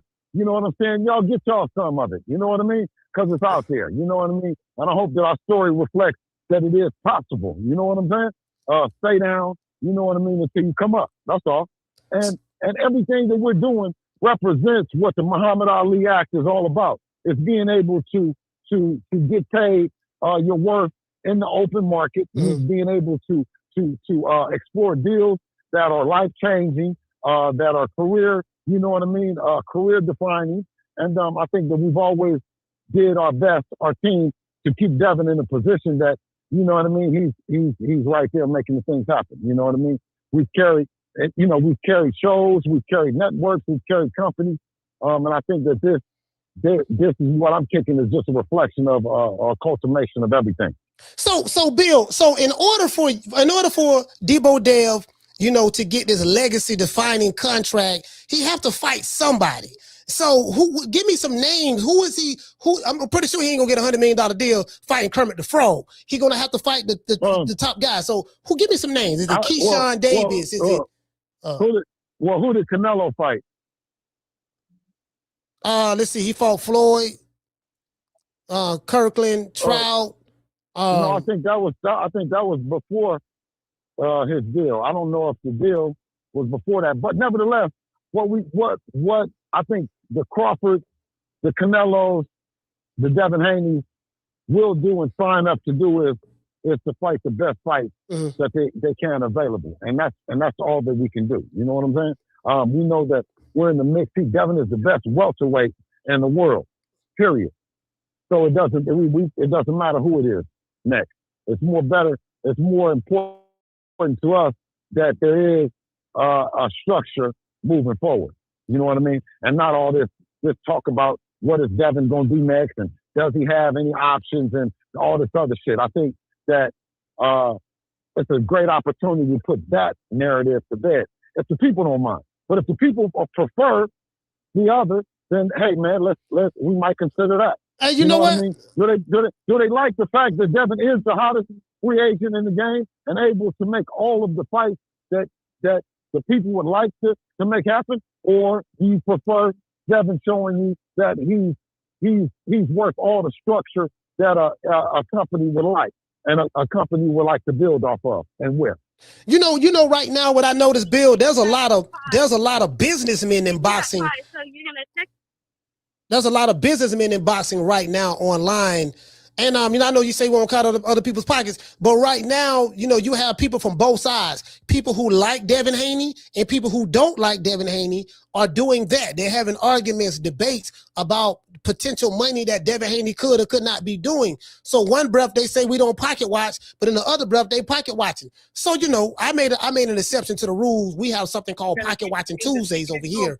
But however, this is what's going on. So the people debating that, they want to know about the money because they're living vicariously through their favorite fighter or fighters. So you got to let the people know, man. To all the friends, the family, and fans. I mean, watch the pockets because we do it for you. And if you need something, hit us up. You dig what I'm saying? Now, to everybody that's not, don't worry about it, man. You know what I mean? Don't worry about it. Do your best. Do your best to put your favorite fighter in the ring so he can get him some. Unless you're not interested in it. Hey, but look, Bill, look here, man. You don't start some shit, boy. You don't start some shit on this motherfucker. Hey, the game, listen, the game needs you, man. You can't be quiet. The game needs you, dog. Like, you can't be disappearing. People don't hear nothing from you. This shit been born. This shit been born. We need you back popping. Well, I promise you, it took me a long time to process all these zeros, man. So listen, by the time I processed everything, I want to come out when we was right. You know what I mean? So I look forward to coming back the powers that be give the announcement, in the appropriate time. You know what I'm saying? I think that I did enough trouble starting. You know what I mean?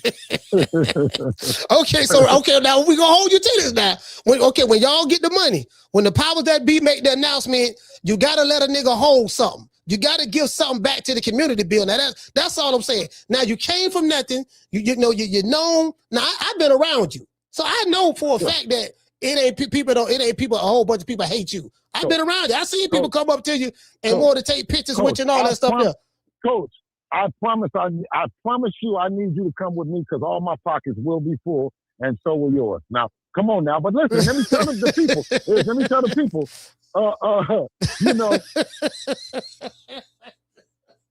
Coach, you do a great job. And anything that I do, is not a reflection of a payment for anything, but it will be appreciation and a show of gratitude to everyone that's been in this journey with us. May no man be denied of anything with us. Man, Bill, listen, man. On the real, like I said before, I like what I see going. It's a different era. What I will say, it appears that the Zuffa boxing. Let me ask you this: what do you think about what's going on? Because from what I'm seeing, it seems like it's a power struggle. I know you ain't got nothing to do with this, but it seems like there's a power struggle. You see what's going on with Eddie, how he feel about Dana White and Zuffa. Oscar De La Hoya. He it's like he's obsessed with him. What do you see going on in that power dynamic right there? People looking at Zuffa like they counting him out. They ain't got nothing going on. It's over with for him. This for the people who don't like him. But I'm hearing it's the total opposite of that. What say you? Well, you know what? I'm doing everything, praying and hoping that everyone can come together to make the biggest and the best fight happen because I hope that everybody that the powers that be can come together to make the best fights happen. You know what I'm saying? Mm-hmm. That's what I want to be. I want to be. Hey, what do you think about, Bill? What do you think about, we have Top Rank, they landed on their feet, they got the deal with DAZN. Of course, Matchroom is with DAZN. Of course, Golden Boy is with DAZN. Two of the, I want to say 3 or 4 big, well-known American promotional companies, they're all with DAZN. Then you got Queensberry. So you have 4 of the major promotional companies with DAZN. PBC is the only one that's not. You get what I'm saying? So, can you foresee maybe a PBC eventually going over there to DAZN, all the promotional companies on one platform? I can't. Like I said, I can't speak for anyone but me.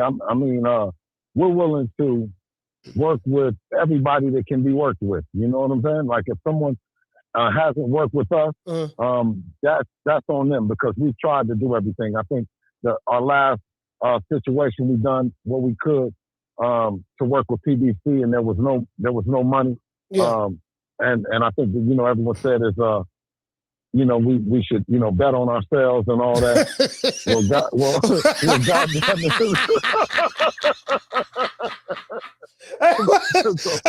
Wait, what does bet on yourself mean? I got a GED, so you got to help me out. What does that mean? Well, I mean, I think that we've done our best and taking the situation into our hands, right? Yeah. I think that's what betting on yourself, okay? And and God willing, inshallah, we'll have an announcement soon.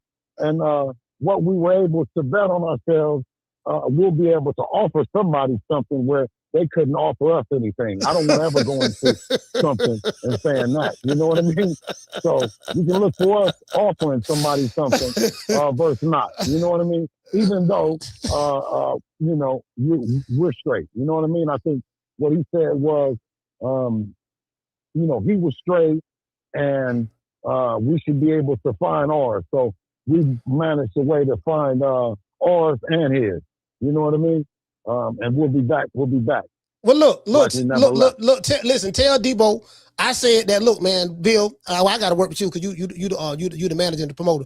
Bill, look, man. Listen, I need a contract. Tell Debo. Tell the Sheik. Tell whoever, Dana, whoever. Look here, man. I want the smoke. I mean, I ain't got no issues, but you know what I mean. Yeah. I don't want much. You ain't got to break the bait with me. Just give me a little meal. I'll come out of retirement. Look, you work with that kind of money, shit. I'm gonna tell you though, we couldn't. No. All bullshit aside, we couldn't do it without you guys. You know what I'm saying? Period. So we all bullshit aside. All the including IKEA, including Blue Blood, you know what I mean? BF.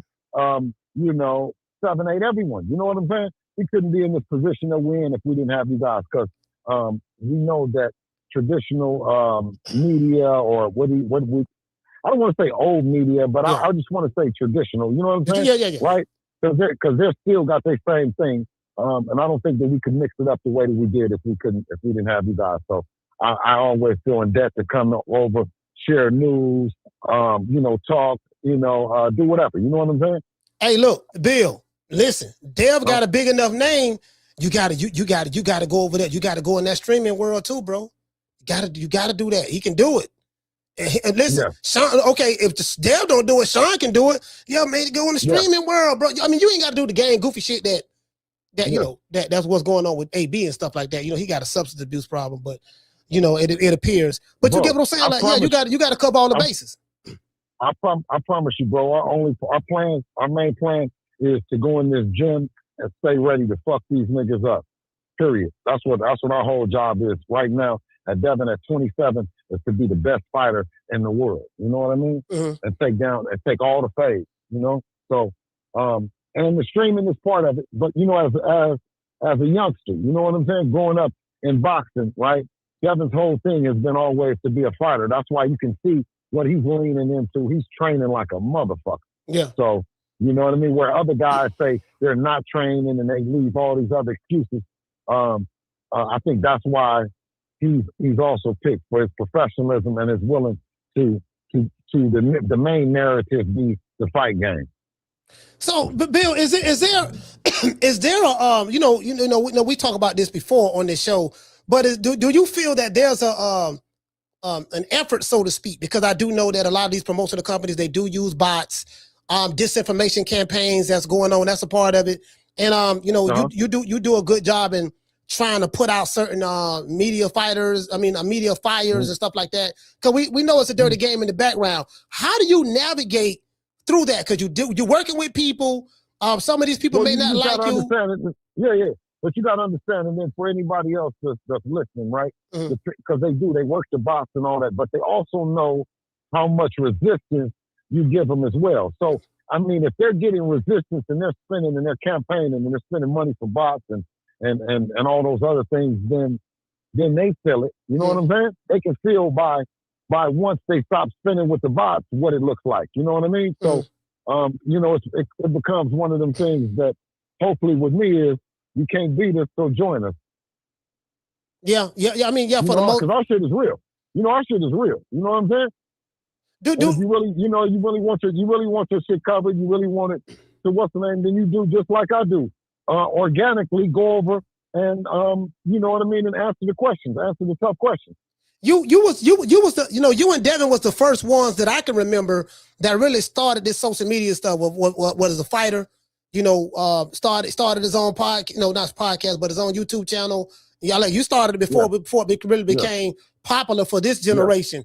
Do you feel that you guys get the credit for that, or people just forgotten all about that? I mean, you look at the situation that we're in right now and can tell that, we've been given the credit and now we're starting to get the cash. Man, that's amazing, bro. I'm gonna tell you something, man. I mean, of course, you in a better situation than I am from a knowledge standpoint. So you would know more about this than me. Again, man, if y'all can get that kind of bread, bro, Lord have mercy, man. That's generational wealth. Congratulations. And bro, like it's very inspirational because just coming from where you came from, where you and Dev came from, and then get to this point. And he's 27 years old, almost 30.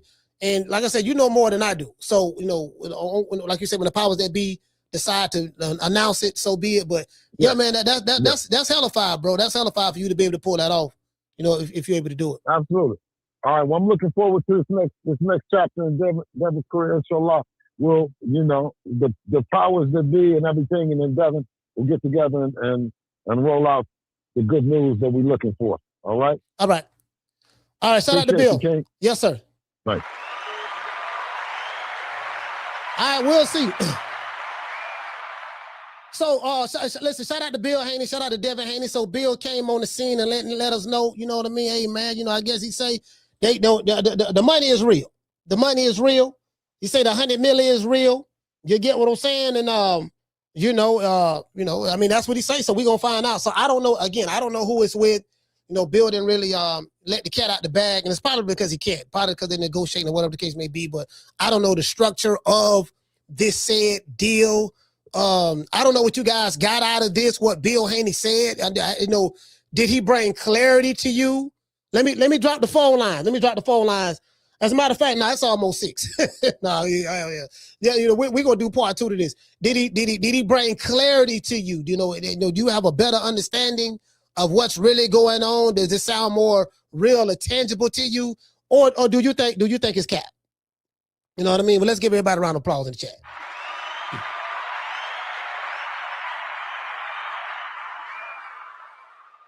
Cause I don't know. I don't know. I don't know a goddamn thing. Ain't nobody told me nothing. You know what I mean? And so this is the first time I've heard from Bill, in a little bit, and he came and confirmed. So I really appreciate him doing that.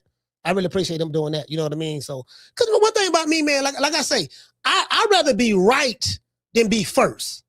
Do you get what I'm saying? I'd rather be right than be first. Cause I hear a lot of stuff, but it's a lot of stuff I hear about I don't really talk about because I'm not sure. I'm not sure. Did you get what I'm saying? And I think that's what people like about me. They like, well, you know what? We know Coach. One thing about Coach, Coach, Coach, I don't practice lying. You get what I'm saying? And if I don't know something, I'm gonna tell you I don't know. I'm like, man, I ain't gonna lie to you, though. I don't know. They may know something I don't know, but I don't know, fam. I don't have any inside scoop on that. I'm gonna tell you that. You get what I'm saying? You feel me? And then I'm gonna tell you what I can tell you when I can tell it to you. So shout out to Ramon. He said the chat believe in Debo. Effort. That's what I'm talking about. Hey, listen. Ramon said the chat believe in Debo. That's all that matters. Jason said cap. Okay. Jason said cap. Mark said yes, sir, 100. Let's see. Daniel said no. Bill danced around the questions like he always does. Green Eyes P said true.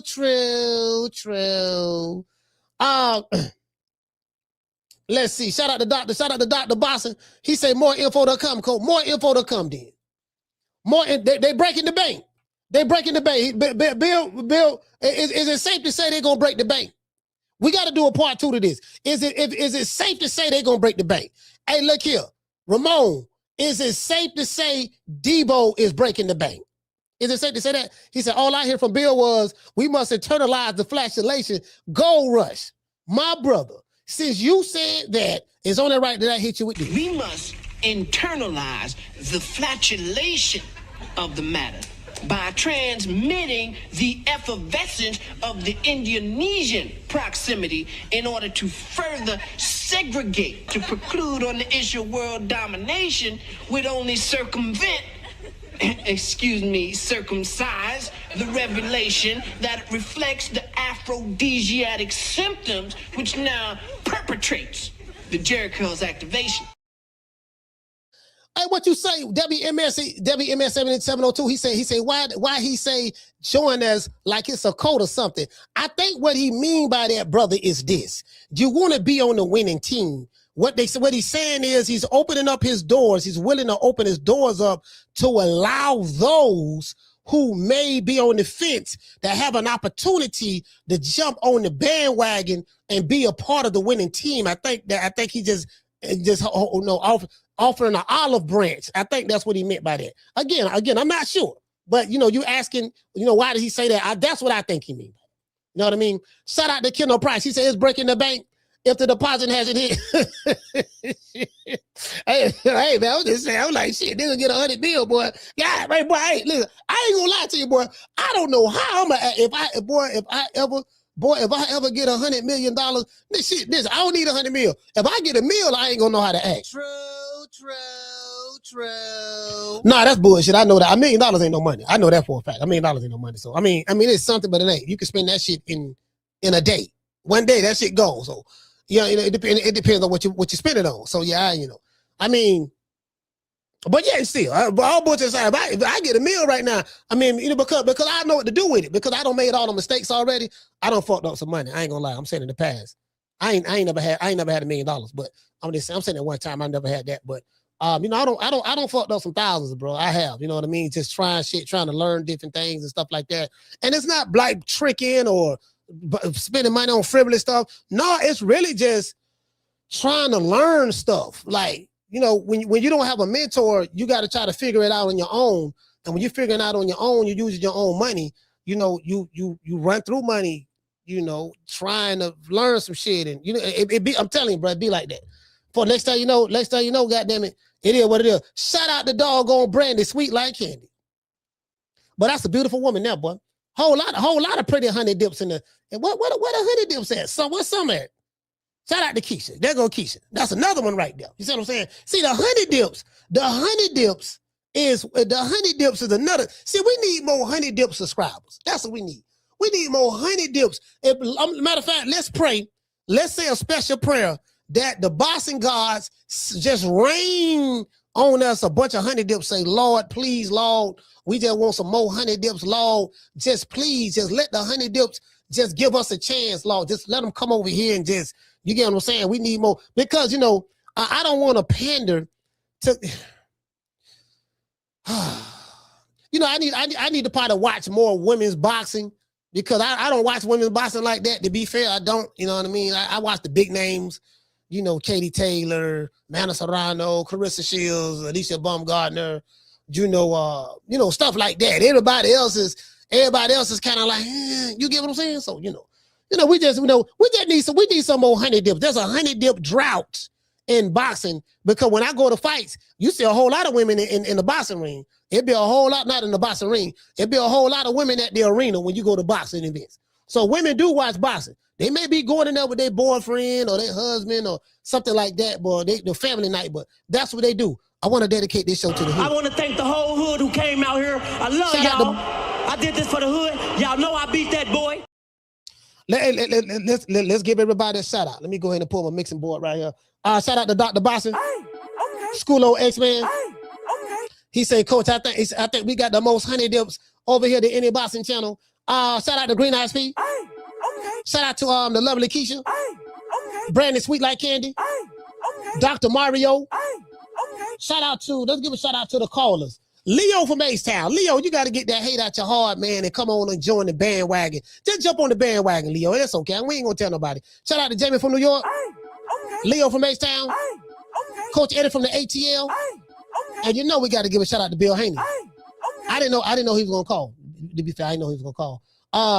Shout out to Shout out to Dean the Great, man. I hope he can help AB get right, man. But AB seems like he don't want to act right. Let's see. Shout out to Schoolo X-Man. Shout out to my main man G5 from the Bronx. The Boogie Down. Shout out to Dr. Mario. Hey man, shout out to that boy, man. We got Daniel Dubois. Who that is, Daniel Dubois, for fighting Waterley. He fighting Waterley tomorrow. You know what, man? Daniel Dubois don't grew on me, man. I like his mentality, like his attitude. I'm riding with Daniel Dubois in that fight. I'm like, man, you know what, man? I'm gonna just ride with Dubois. We're gonna talk about that tomorrow, though. We're gonna talk about that tomorrow. Shout out to my main man, the one, Mr. Ham. The lovely Akila, man. Shout out to Jay Bleezy. Jay Bleezy, what's up, baby? Hey, what they say? He said this show today was needed. Hey, Ramon, you got to hold the line, dog. Hold the line. You ride with Debo Dev, hold the line. Do not let them discourage you or knock you off the path. Hold the line. Shout out to doggone Clinton. Listen, man, I'm trying to get me some of that goddamn money. I'm like, man, shit, listen, I ain't gonna lie, bro. I'll be thankful. I'll be grateful. I'll be like, you know what, dog? I tell you what, you know what I mean? Cause I'm gonna do the right thing with the money.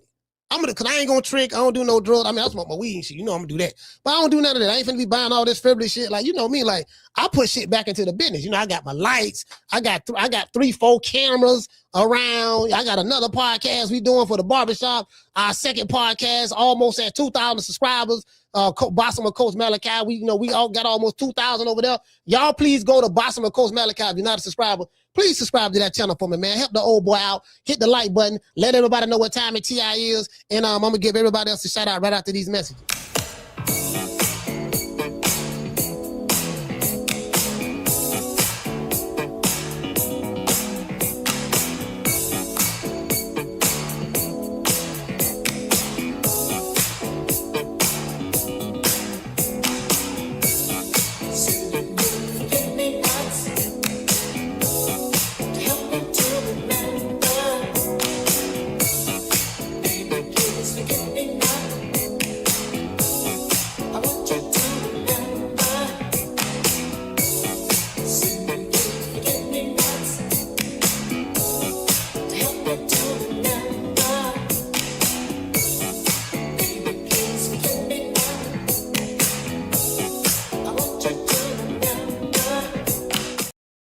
Hey, shout out to Jason Phillips, Dr. Boxing, Shaku Hands, the lovely Keisha. Who else we got in the building? Jamie from New York. My main man, Corey. Corey, what's going on, brother, man? I ain't seen you since 1972. Shout out to, let's see. Shout out to Goldie in the Mac. We got Shaku Hands. Who else we got? We got Jason. We got my main man, Schoolo. Kendall Price. The lovely Akila. Let's see who else we got, man. We got my main man, Daniel, man. H-Town, stand up. We got H-Town T. Who else we got in the building, man? We got H-Town T. Shout out to Clint Cummins. Let's see. We got Jason Phillips. We have, shout out to Coach Ada from the ATL. Gold Rush. Dr. Mario. And anyone else I might have forgotten. Shout out to Mr. Boring. You know my motto, don't meet me there, beat me there. Peace. We gonna make it do what it do, man. I want y'all to hold on. Hold on, y'all keep holding on, man. Better days are coming. Regardless of how hard it is, it may be for you right now. Better days are coming, man. Just keep fighting, keep believing, keep fighting. That's all you gotta keep fighting. Just keep fighting. Yeah, if you don't know how to swim, dog pedal. Keep your head above water until you get on land. Everybody go through rough patches in life, but guess what? Tough things. The tough things you go through in life gonna build character and gonna make you the man or woman that you are to become. Trust me. Just don't give up. Just keep fighting. You dig? Peace. Man, I'm out of here, bro. Let's go. Man, I'm out of here, bro. Let's go.